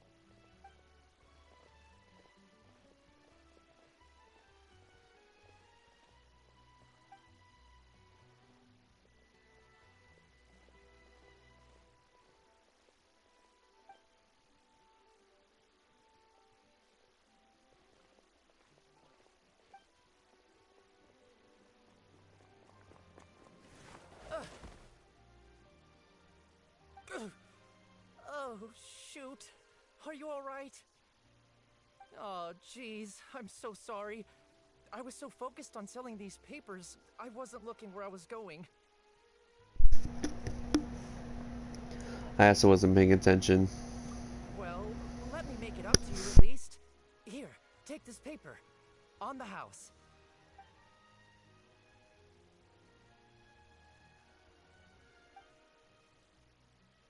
Oh, you don't have to give us anything. Please, I want to. It's not like I'm short on supply.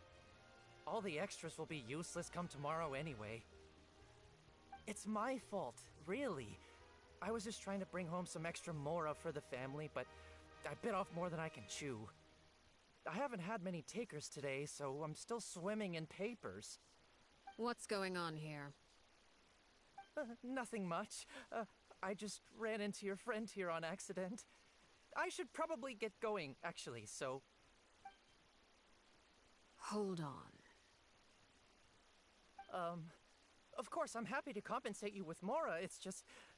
I don't have any on me at the moment. I'll take 3 papers. Here. Your payment. Oh! Thank you for your patronage. May the Archons bless you with good fortune. If only I had the chance to run into such generous customers every day. I should probably just take on a smaller inventory though, right? I'm getting married soon, so sometimes it's hard to not get ahead of myself. Anyway, I should head out. Goodbye! Well, now that my affairs are settled, we should take the boat. Arlecchino is such an amazing father.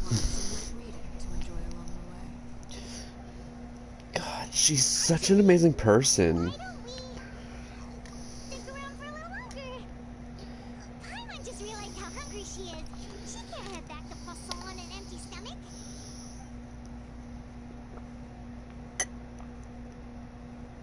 It appears you two are under the impression that delaying our return will somehow alter the situation in your favor. I'm sorry to ruin your fantasy, but your efforts are numerous. That being said, Arlecchino's like, even though it sounds like she's super bitchy and rude, she's still a nice father I'll even answer some of compared to your the questions. mother. You're quite curious about Claire V, are you not? And my relationship with her. Wait, why are you being so generous all of a sudden? You're not gonna ask us to do something bad, are you? You overestimate yourself. You don't have the talent for bad things. Then what can you possibly... The most important consideration in a negotiation is that both sides receive something they want. Demands and threats only get you so far. Your condition, let's hear it. Sorry, I'm trying to eat. Wonderful. Here it is. When the time comes, make the choice that you deem most appropriate in the situation, and lend your help to the House of the Hearth. Okay, sounds normal enough. But what do you mean, when the time comes? When is that supposed to be? That is for you to decide. May accept your condition. Then we have a deal. Follow me.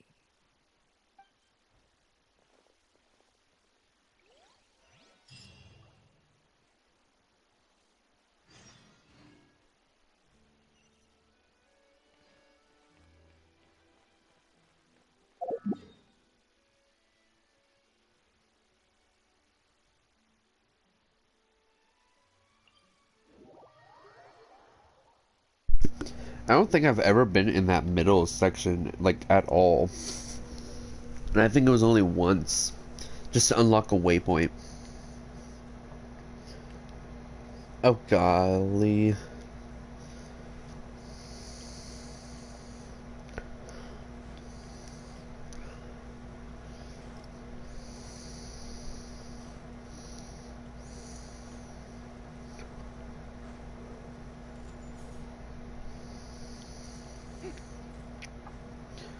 Let me pass, let me pass. Ooh, ooh. Wow, those are really almost hitting me.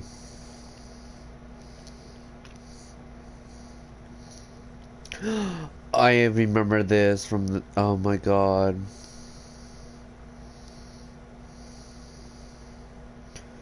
Oh, I know where we are.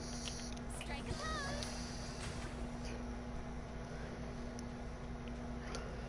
I immediately know where we are, and this is so sad.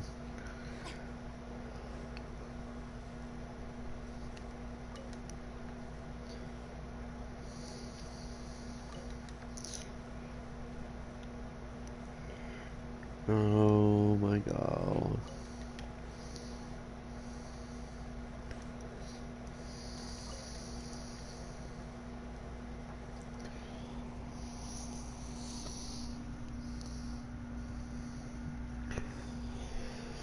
Oh boy. What is this place? Somewhere long forgotten by everyone. It used to be a grand building. Now it's nothing more than a pile of rubble. Because No you're one of the comes strongest here, people I know. nor does anyone care about what once happened here. Though, this place does have something to do with the story I'm about to tell. It was before I became a Harbinger, and before Lenny and the others joined the House of the Hearth. Due to certain events, I first killed Clairvy and then her mother. And this is where it all happened. You were the one that killed Clairvy? Why? Patience now. Allow me to explain Clairvy's side of the story first. I'll start from the beginning. Clairvy was 6 years old when she was brought by her mother, Crucibina, to live in the house. Ugh, that name. From the outside, it seemed like a fairy tale. A thriving family made up of kind adults and friendly children. Crucibina was the knave at that time, and the House of the Hearth was under her control. She was Clairvy's mother by blood, but she was also the mother to all the children in the house. Oh. That makes a lot more sense why I was about to be like, wow, they look alike. Clairvy was happy here, for a time. But she quickly realized that being part of this family wasn't a fairy tale at all. It was a kind of purgatory. Ooh, got goosebumps. Tori? Exactly. The House of the Hearth takes in war orphans from all over Teyvat. But as for how to raise them, that depends entirely on the person in charge. Crucibina came up with a novel idea. She would teach the children to fight, force them to duel each other, and then crown as the king of the house the child who proved themselves most worthy of inheriting the title. It's difficult to estimate the number of children who died or were maimed in the process. There's little I can say about the ones who died. The ones that emerged with permanent injuries, on the other hand, well, they still serve the purpose. They would be handed over to the doctor to be experimented on, or sent away on dangerous missions. Nothing more than tools to be used and then discarded. So those were the experiments Clairvy was talking about. But what actually happened to her? You said that Clairvy was Crucibina's daughter, so if Clairvy tried to convince her to stop what she was doing, Crucibina probably would have listened, right? Despite being Clairvy's mother, Crucibina cared little for her daughter. She forced Clairvy to join the House of the Hearth only as a means to demonstrate her own impartiality as a mother, to prove that she treated all her children equally. Clairvy did try to convince her mother to change her ways, but it was to no avail. After her efforts failed, the only other option was to rise up and try to fight back. Unfortunately, the other children had already been thoroughly indoctrinated into the illusion of happiness Crucibina had created. Of course, there was one exception. Someone Clairvy's age who knew the truth about the House of the Hearth. Her name was Perware. Perry. Wait, the friend that Clairvy mentioned? Friend, huh? I suppose we can call her that for now. We know it's you. Clairvy was a cheerful, Exactly, Matt. tenacious spirit. Perware, on the other hand, was rather Perware. cold-blooded. Her cold-blooded nature allowed her to see through Crucibina's facade. Yet, it was also this cold-bloodedness that prevented her from acting against it. At least at first. While Clairvy longed for freedom, Perware was convinced that, Amid all the fighting and violence, she would make it until the end. Despite their differences, the two became fast friends, united by their knowledge of the truth. Clairvy told Perouer that she hoped to create a real family, where no one would be killed or sacrificed. And that's where Their Arlecchino wedding took soon that lived idea. into her ideas, but Clairvy proved her determination many times over. She tried countless times to run away, ask for help, or expose the truth. But her efforts only earned her beating after beating. The only thing that kept her going was her strength of will. Even with her body racked with pain, she would still stand on her tiptoes and open the window at night. She and Perouer would look out at the moon together, a fierce longing for freedom shining in her eyes. But one day that light simply vanished.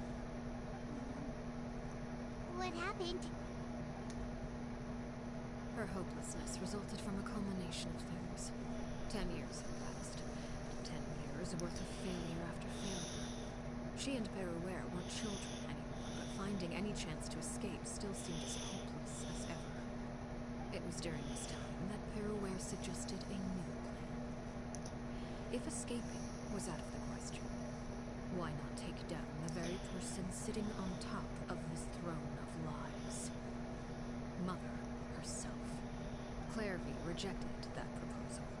She claimed that, as a famous harbinger, Crucibina possessed an unimaginable amount of power.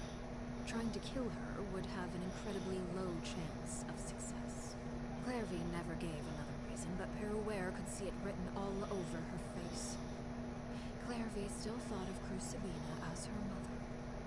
Killing her own flesh and blood was a line she couldn't bring herself to cross. If she couldn't escape and fight back, then only one option remained. Death. Precisely. Death was the only way that she felt she could be free. It happened during a duel. When she arrived at the dueling ring that day, her partner turned out to be none other than Perouer. The very person that had stood by her side all those years. It was a fierce battle. But ultimately, Clairvy decided to let Perouer end her life. From that moment on, Perouer's journey was one written in flames. When the rain finally came and washed it all away, there she stood, the sole victor in Mother's endless game of slaughter. A trail of corpses strewn across her path to success. It was the very result she had predicted 10 years prior.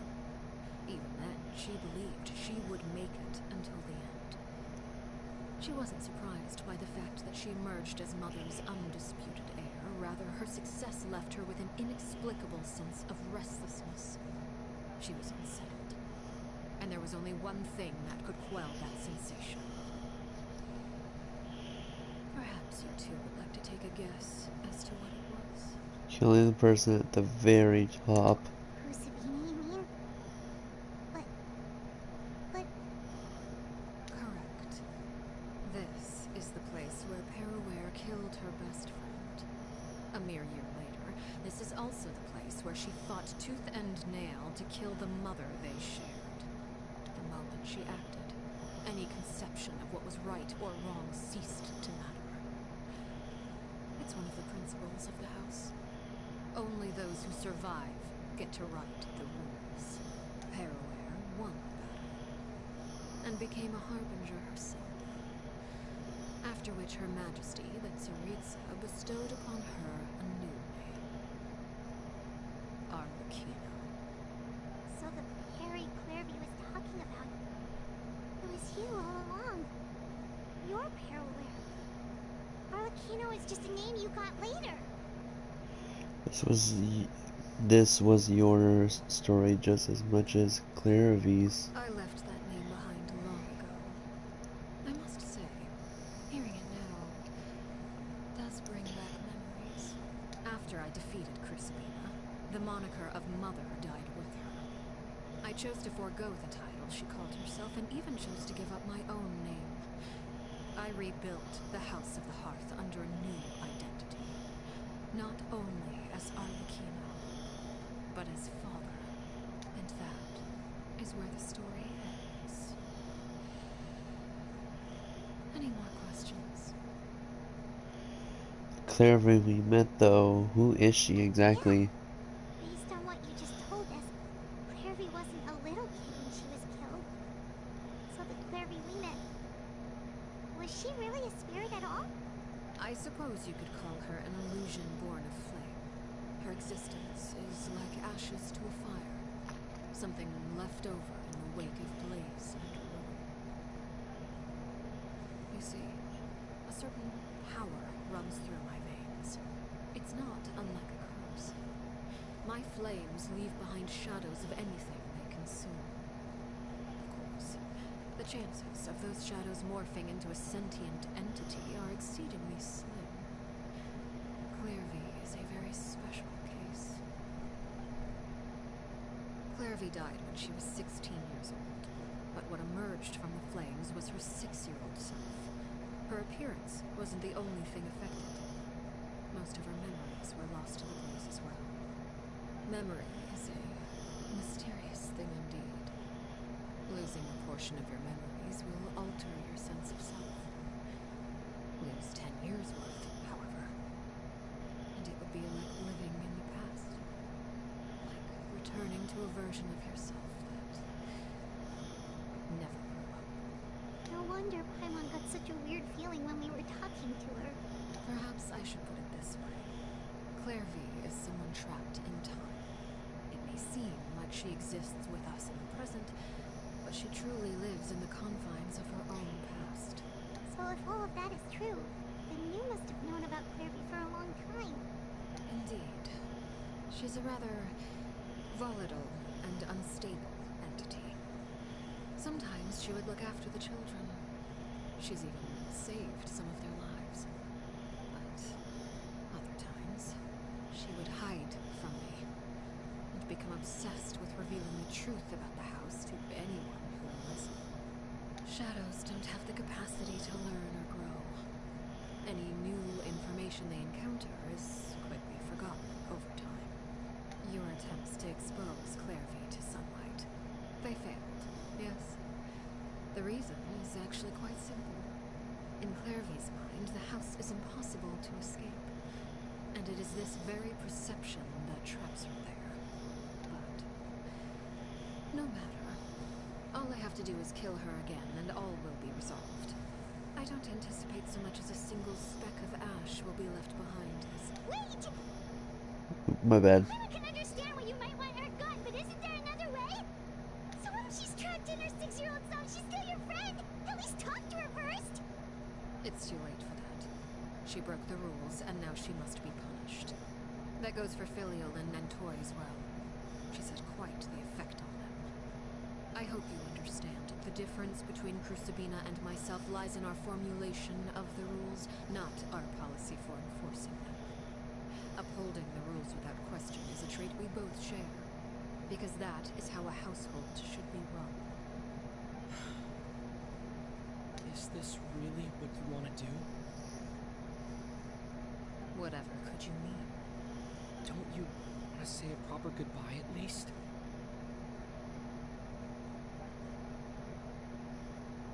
Whether as a killer or as a father, there are two things that must be avoided at all costs. Anger and sorrow. Anger makes you impulsive. Sorrow causes you to waver. Well, it appears it's about time to proceed. Before we arrived, I told some of my well-behaved children to bring our troublemakers here by nightfall. I do believe I've kept my end of the deal.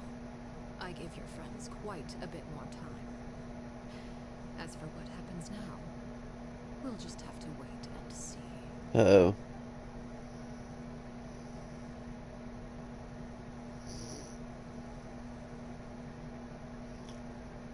Here they are, Father.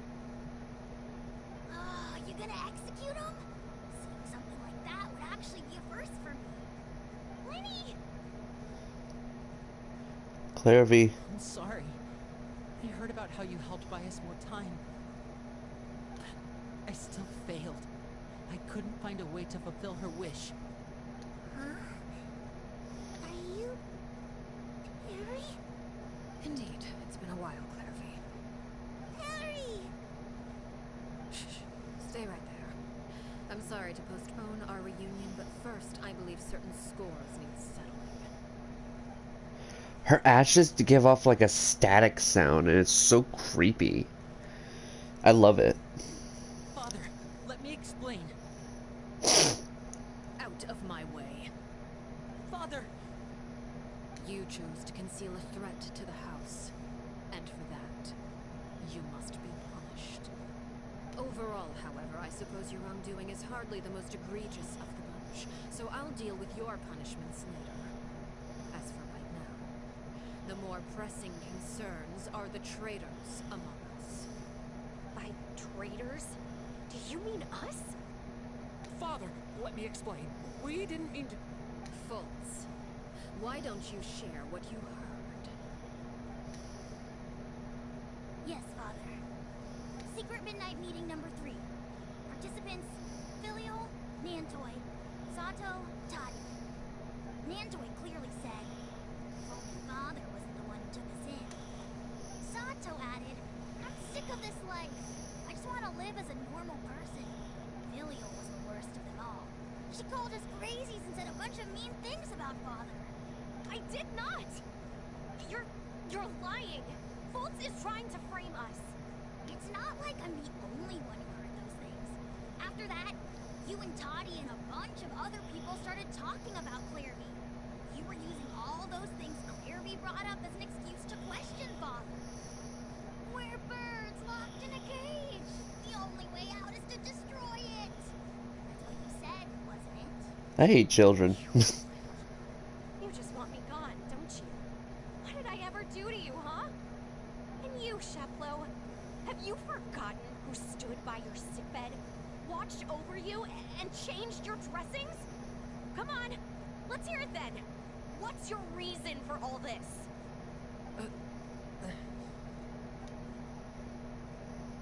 You're wrong, Filial. We don't want you to die.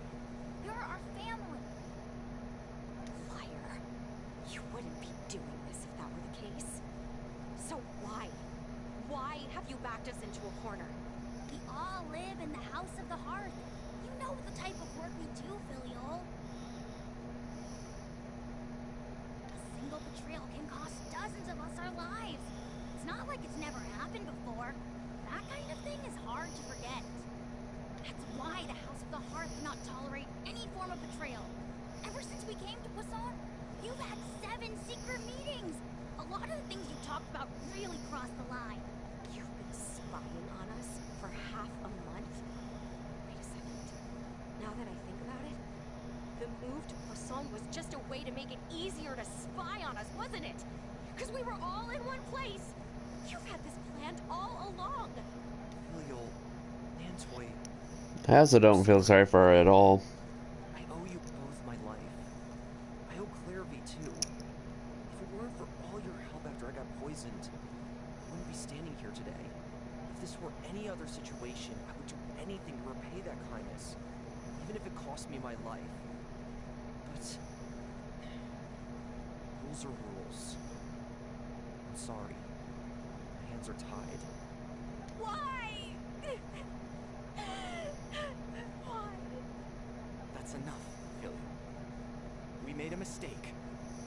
And we should own up to it. We broke the rules. Plain and simple. Now we have to face the consequences. I'm sorry, Sheplo. Fultz. I'm sorry, Father. We accept our punishment. Chapleau, according to the rules of the House of the Hearth, how should these traitors be punished? All those who betray the house pay with their lives. And so it shall be.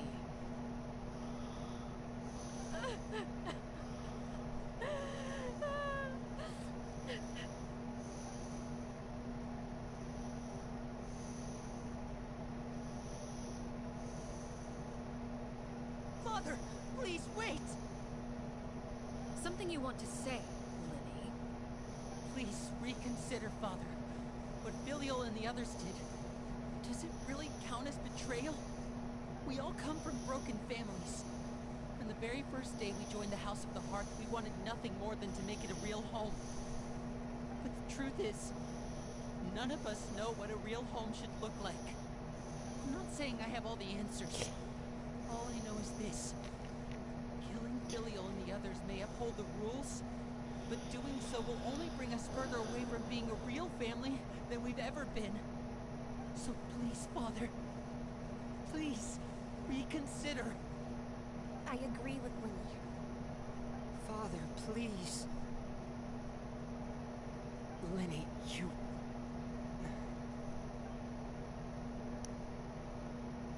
I also agree with Linny.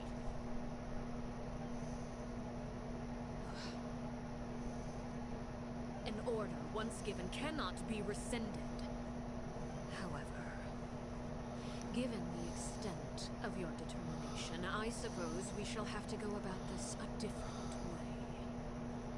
Draw your weapons and face me. And she goes easy on us, if I'm not mistaken. Are you referring to a duel? Precisely. The rules of the house will not be altered. Traitors must be punished. However, resolving disputes with a duel is also one of our rules, one that also applies to me. Demonstrate a sufficient showing of strength, and I shall offer a concession. Wait. Beat Father in a duel? Impossible. Father is way too strong, even for Lenny.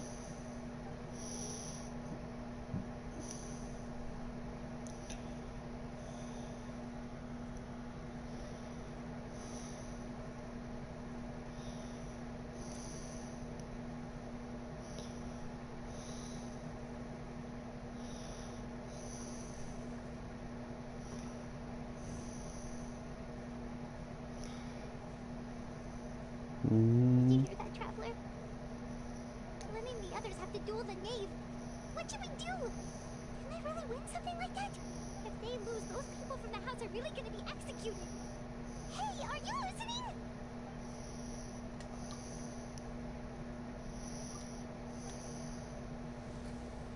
Don't you want to say a proper goodbye at least? Anger makes you impulsive. Sorrow causes you to waver.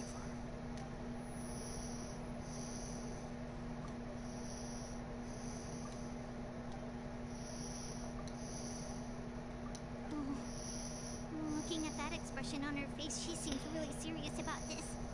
Guess that means there's no chance she's throwing the duel on purpose, huh? When guests are around, families are often on their best behavior. Oh. And any disputes are less likely to escalate. When the time comes, make the choice that you deem most appropriate in the situation, and lend your help to the House of the Hearth. What's wrong, Traveler? Hey, where are you going? Traveler? I like to see for myself what the fourth... Ooh. You're asking to join the duel against the knave? I'll allow it.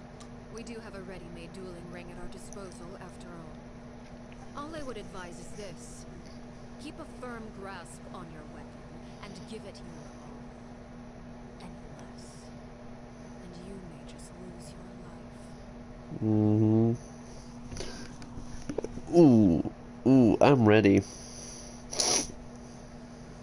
Not ready, but ready. God, I want Arlecchino, but I want Cloran more.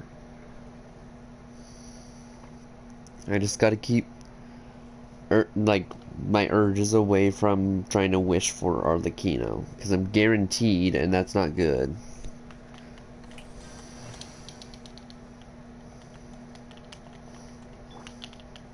Be sanctified.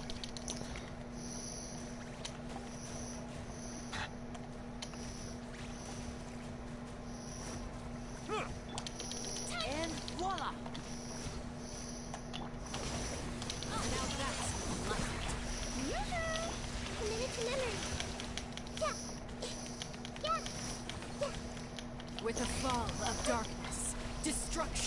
flies.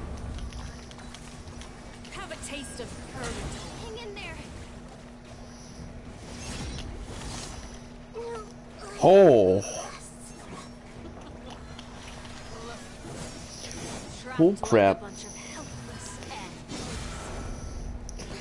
Holy. Oh.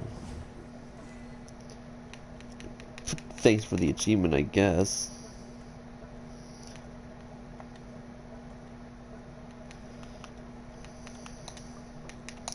Immediately we have to resurrect her. Gotta heal.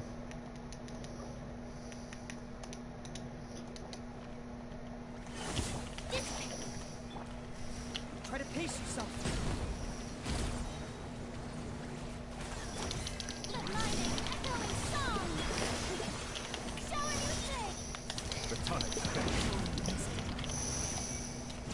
Not bad. You've proven to be a worthy opponent after all. Oh my gosh, she gave a child voice line out of all this. Oh, cutscene.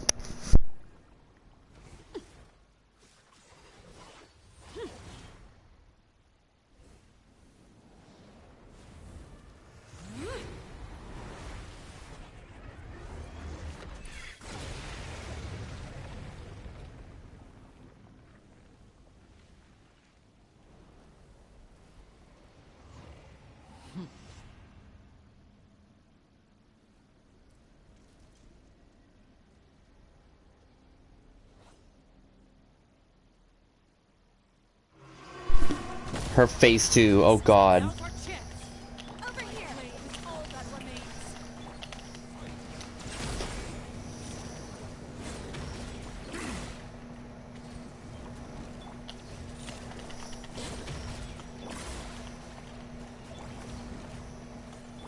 Settle down. Watch out for Father's movements. Look out!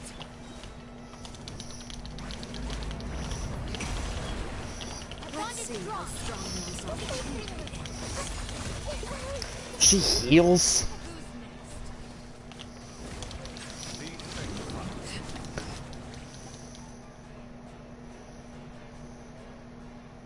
Cutscene.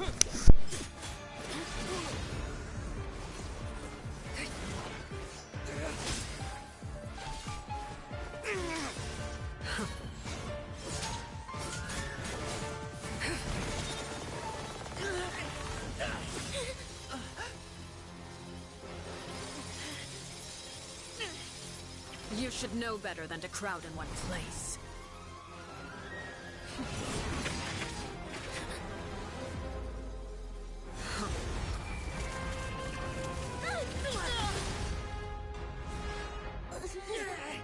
Oh, I know. No! I'm sorry, Father!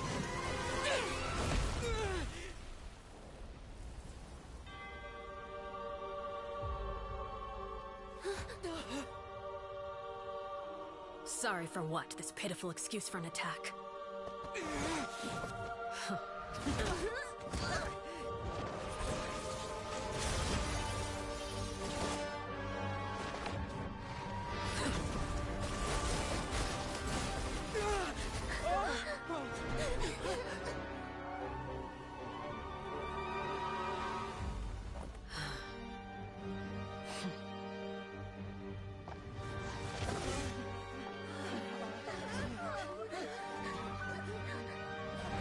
Father, no!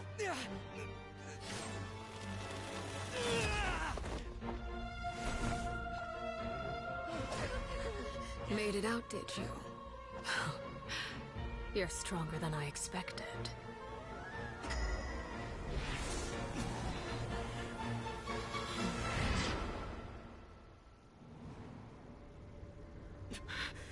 A crimson moon? I can't move.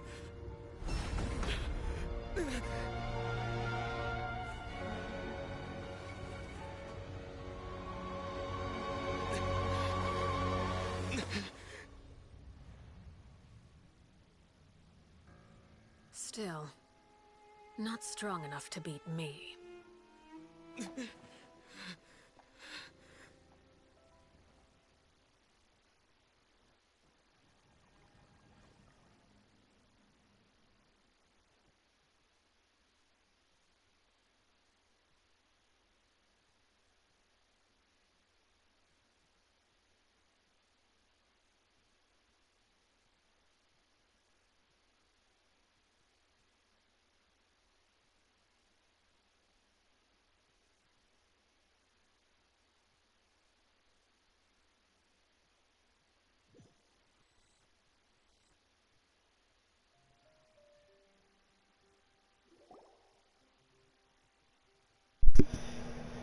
Well, that was interesting.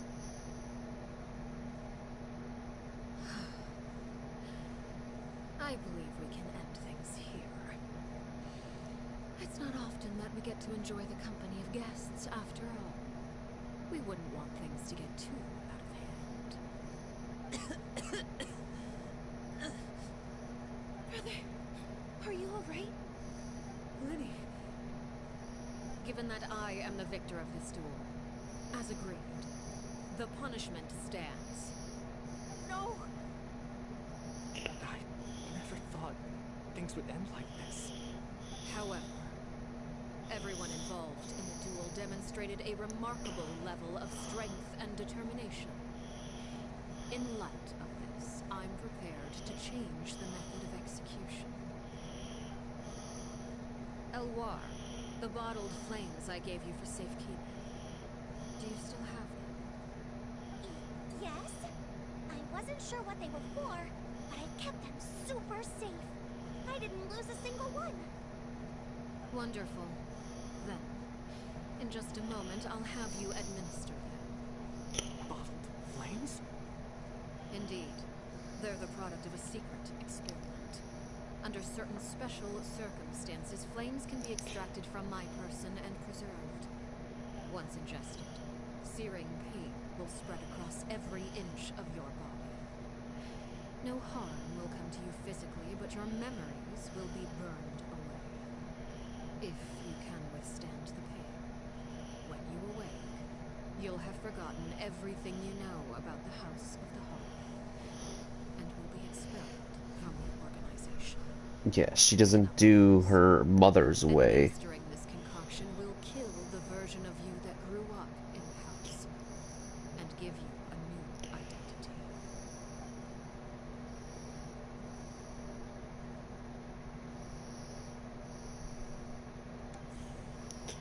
Memory is a mysterious thing indeed.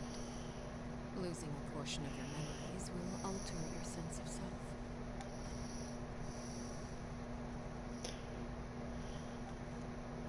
So I'm skipping all this dialogue because I just want to get it done over with. You're just letting us go, Father? You misunderstand. Memories are extremely important. Once consumed by flame, the version of you standing before me will die, and our secrets will die with you. So no, I don't intend to just let you go, because the person who survives will be nothing but a stranger. Even so, I won't have to live in fear anymore. I'm sorry, Father. I'm sorry I let you down. But I really... Don't cry, Filial. You haven't left the house yet, so there are still rules to be followed, yes. Remember what I taught you. Anger makes you impulsive, sorrow causes you to waver. Don't let yourself be controlled by your emotions. Of course. I'll remember. Dry your tears, and go pursue the life you really want. Yes, Father. Chaplot, Foltz, Elwar, take them back to Poisson. And bring Linny and the others as well. I prepared 3 extra vials of bottled flames. As for whether to take them, the choice is yours. Goodbye, children. The next time we meet, I will no longer be your father. Thank you for all you've done for the house. I hope you have bright futures ahead of you.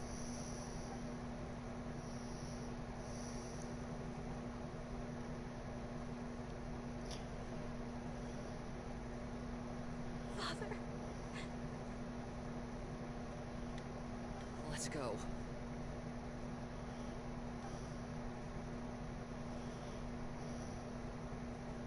Here, grab my arm, Lemmy. I'll help you walk back. Thank you.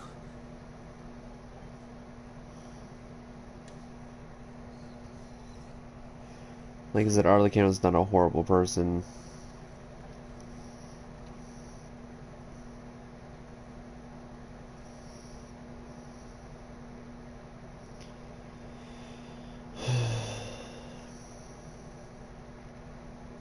Can we talk now? I've been waiting for a super long time. You really are Perry, aren't you? I haven't seen you in so long. How come you're all grown up? Wait, did I somehow travel to the future on accident? Or am I dreaming? What a long dream. Neither. You died, Clairvy. That's what happened. You could have at least sugarcoated it a little. Speechless. Oh. Okay then. Huh? That's it? You accepted it just like that? Yep. If that's what Perry says happened, then I believe her. Perry wouldn't lie to me. Plus, I don't really need to know why I'm like this. I'm more curious about what happens in the future. If you're a harbinger now, Perry, that means Mother is gone, isn't she? Can you tell me about it? I want to know what happened to her. And to me. You never stopped trying to defy fate. At first, no one believed you. You could only vent your frustrations to the moon. In fact, you often sought comfort in the night sky. You wanted to see the aurora, so one night we promised each other we would go to Snezhnaya to see it together. Later on, you tried to run away, but you were brought back each time. Mother spared your life, but it wasn't out of kindness. Instead, she decided to make an example of you by slowly torturing you over time. That way, the other children would know what happens to traitors. Still, you never gave up. Mother hoped that through ruthless duel after ruthless duel, she would be able to crown an ultimate victor among the children she raised. But you called on everyone to unite, to fight to a draw in order to reduce casualties. Your efforts may have only delayed the inevitable, but still. You gave them hope. You tried everything you could think of, but every attempt ended in failure. Still, you never turned your sword on Crucibina, and you never turned it on me.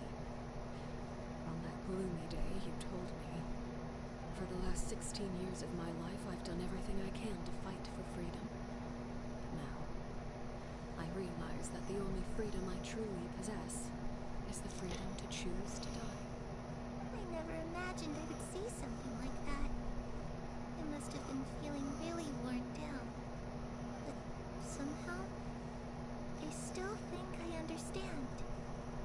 According to Mother's plan, only one of us was going to make it until the end.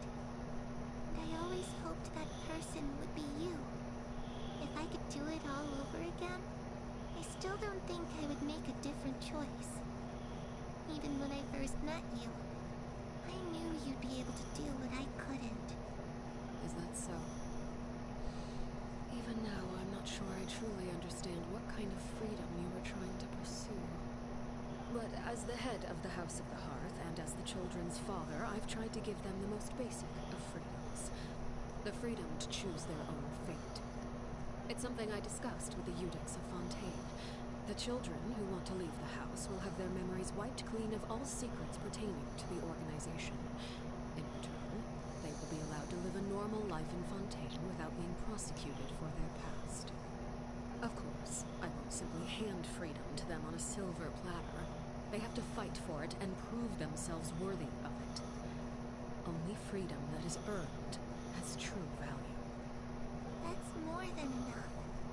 That's exactly the kind of life I was fighting for. You know, Perry, I think you're a pretty amazing king, and a really great father, too.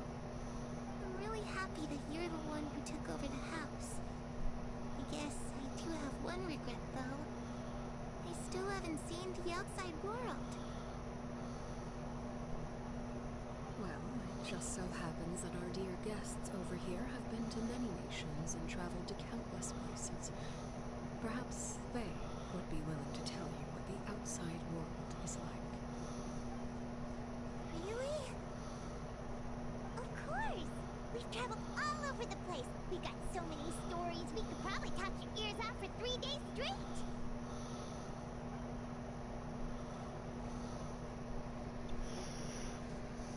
Talk about Land of the... Oh yeah, we're talking about... You know, I used to dream of being a bard. Aw. Playing the lute while singing into the winds of freedom. Even if there was no one there to listen, I would have continued to sing no matter what.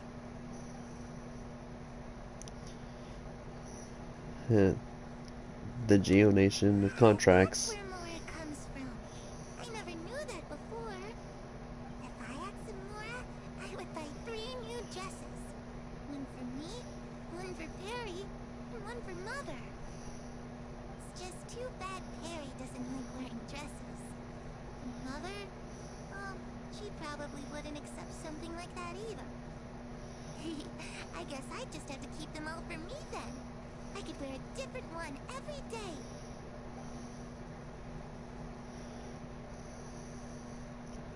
Land the Electro Nation of Eternity. Those yokai you mentioned, what do they look like? I once saw a drawing of this one guy with horns on his head and a super scary face. Are there any yokai like that? Oh, sounds like you're talking about an Oni. Yup, we've met one, and let Paimon tell you, they're not nearly as scary. The Danger Nation of Wisdom. I was always too afraid to skip Mother's fighting lessons. But at the academia, I bet you could do all sorts of secret things in class. Things that have nothing to do with studying. I'm just kidding. Being able to study whatever you want without having to fear for your life actually sounds pretty great.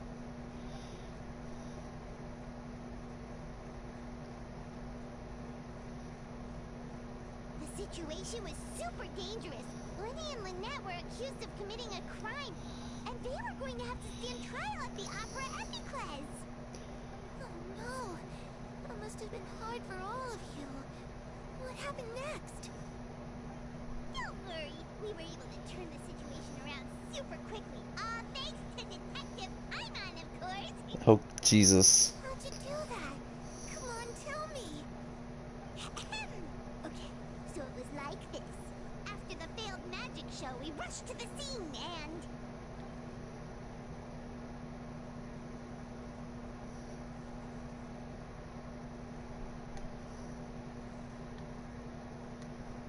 Shadows don't have the capacity to learn or grow.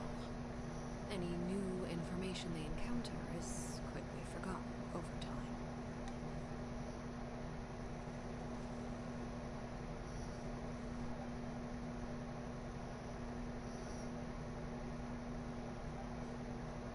Oh.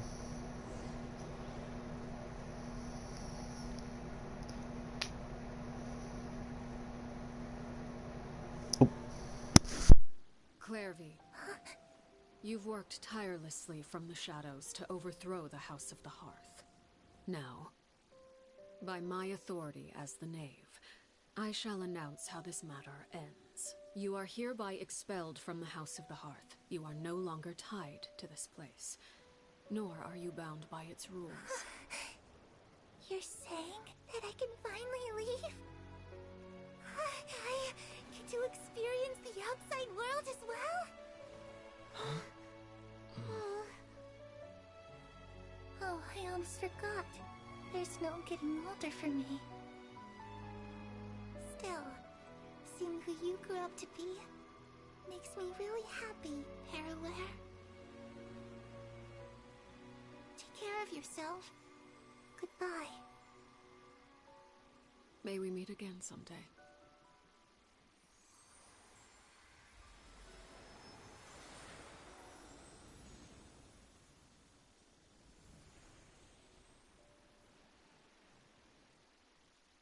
Clairvy.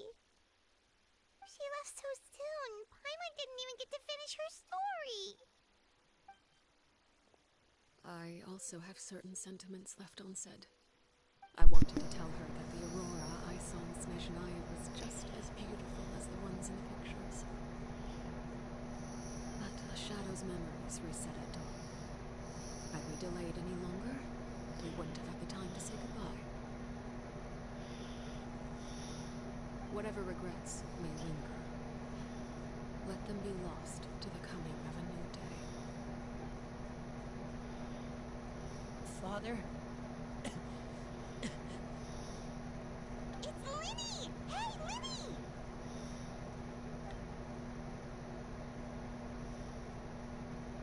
What is he doing back here? Let's go check it out. Man, that was actually so sad, and I know Arlecchino is feeling so much sorrow right now, but she said for her rules, she doesn't, her rules is like, don't be sorrowful.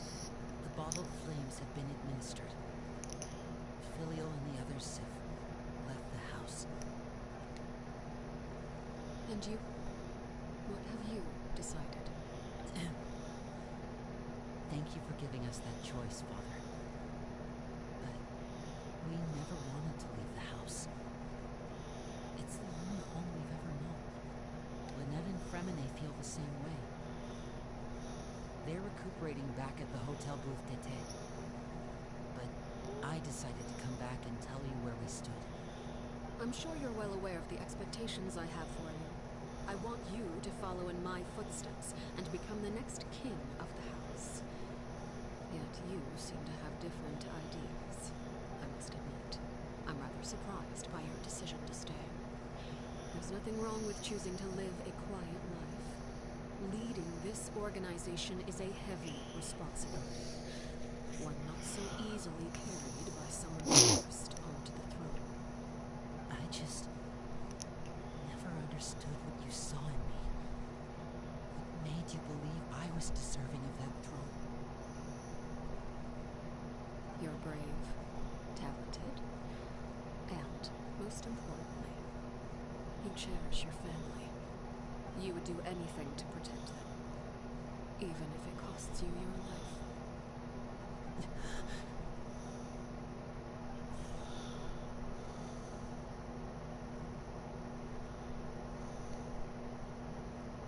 Speaking up back there was so brave of you, Linny.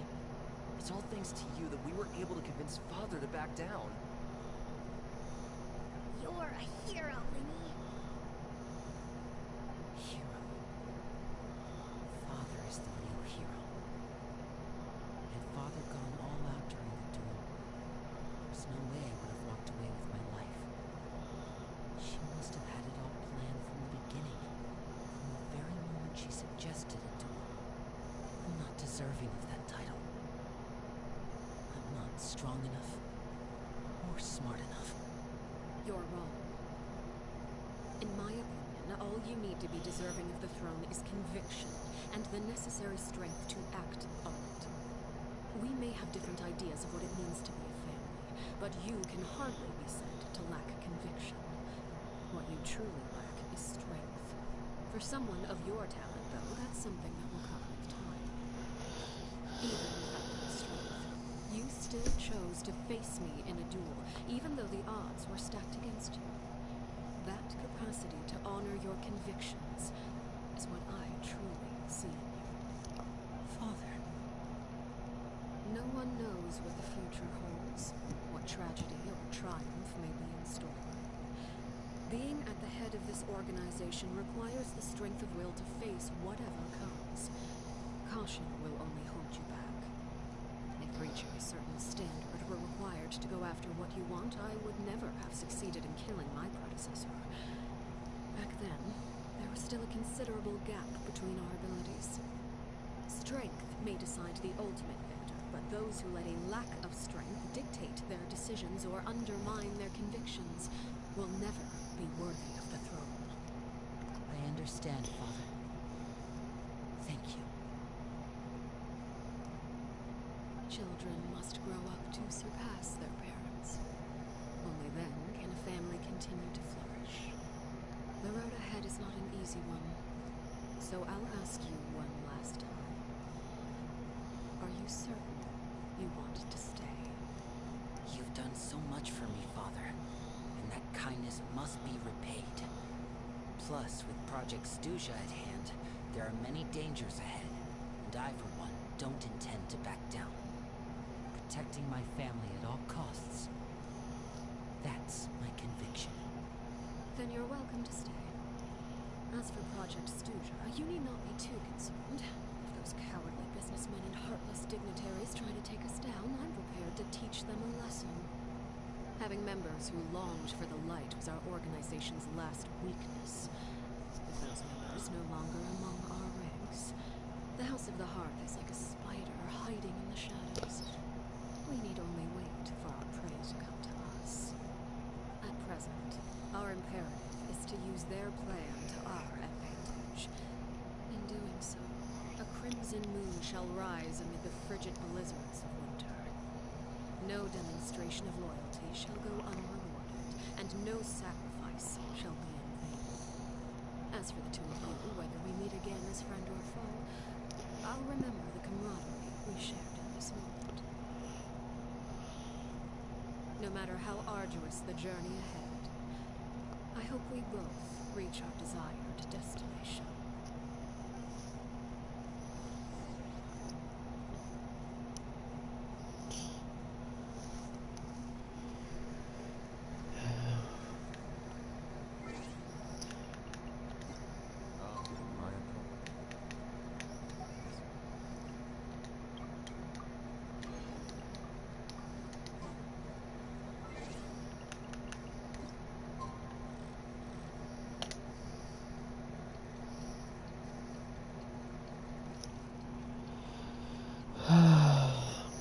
It's so hard because it's like I want Cloran, but Arlecchino is just making it so hard. Especially after this quest. I didn't pre-farm for her, so I'm not going to go for her. 'Cause I didn't pre-farm for her at all, and I don't feel like going for her at the moment. I'll get her in the rerun though, for sure. Fremine were recovering at the Hotel Bouffeté? Paimon wonders how they're doing. Maybe we should go check on them. God, for Nahid, I got her butt kicked in this entire occasion. Before we actually go, I actually should probably go heal.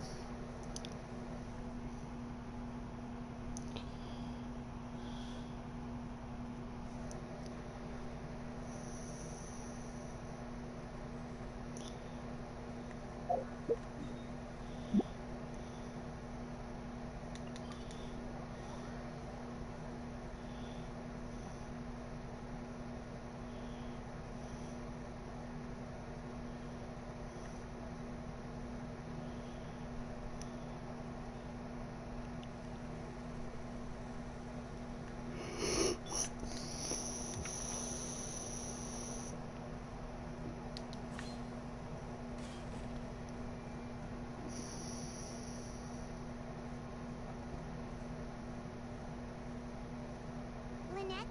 Fremine? How are you feeling? Much better. Whew, what a relief. What about you? Are you feeling alright? There's no need to worry. I knew you'd come out unscathed. Us, on the other hand, well, we've been bedridden for 2 days. I couldn't even turn over. Oh, and I wanted to ask, is Claire gone? Linny and the other members have left Poisson and returned to the House of the Hearth. According to him, there haven't been any more signs of fear roaming the house. We bid her farewell under a blanket of sunlight. I'm glad. Father came to check up on us 2 days ago and told us about what happened with Crusabina and Clairvy.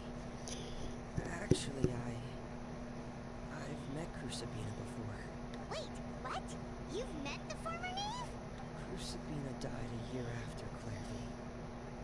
It was during the year between their deaths that I joined the House of the Hearth. Oh! How old are they? Sabina had an extremely cruel and radical way of doing things. While she was alive, the atmosphere in the house was suffocating. Oh my god. When I joined, the experiment she valued so much had already come to an end, and all the people involved, dead and injured alike, were gone. Sabina never talked about the past with us newcomers. A couple of months after I joined, Father killed Sabina and burned all her files. With that, the names of all the people subjected to her experiments, Clairvy included, were lost to the flames, along with the painful memories they represented. Father took in Lenny and me a couple months after that, but she never mentioned anything about Sabina or Clairvy. It really seems like something she was planning to keep to herself. The last time you talked to her, did she mention why she kept it a secret for so long? She said she didn't want us to be affected by the darkness of the past. She was worried we'd develop a false sense of gratitude towards her if we knew about it. The foundation of a family should be free of any corrupting influence. Whatever happened in the past, it has nothing to do with who we are now. And that's what Father told us in the end. But I still thanked her for everything. It was only after hearing about what Sabina did that I finally realized how insignificant our lives could have been.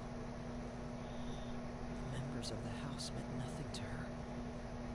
To say that she valued them in any way, even just as a tool, would probably be giving her too much credit. Damn. If Father hadn't taken over the House of the Hearth, I probably would have already. She saved you in the end. Father rarely brings up the fact that she saved us. She doesn't believe that being indebted to her should be what ties us together. But even if we didn't owe her anything, we would still choose to stay. Because this is our home. We may have arguments or times when we feel wronged. Some people may even choose to leave. But as long as Father is here, we will always have a home. Whether the path before us is bathed in sunlight or shrouded in shadow, we'll follow Father wherever she chooses to go. So I wanted to say thank you for helping us make it through this crisis. Without your help, we could have lost a lot more along the way. Oh, we didn't do anything, really. Of course, you're welcome anytime. Are Filio and Nantoy okay? I actually saw them at a cafe this morning. They didn't recognize me. From what I could tell, they were drinking coffee and talking about one of the operas that started running recently. They seemed happy. If I had to take a guess, I would say they finally found the kind of life they always wished for.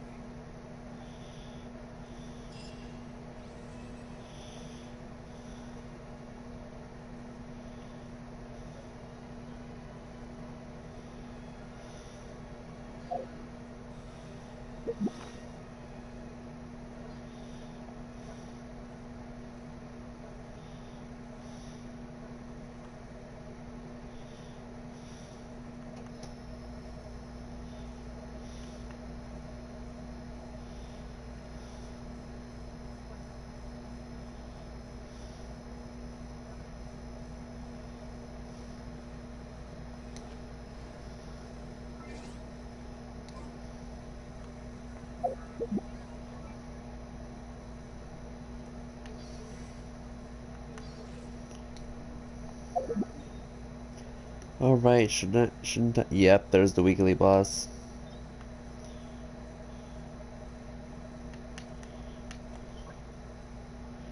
Fading Candle, Silken Feather, Denial Judgment. Alright. Well, that's all I was gonna do, anyways, was just the story quest for Arlecchino. That way I have the weekly boss unlocked. and we have stuff to do in the future now. So, I guess without further ado, if guys enjoy this live stream, then please leave a like, please subscribe, hit the notification bell to get notified when I go live upload video, and I hope to see you all in the future. Bye!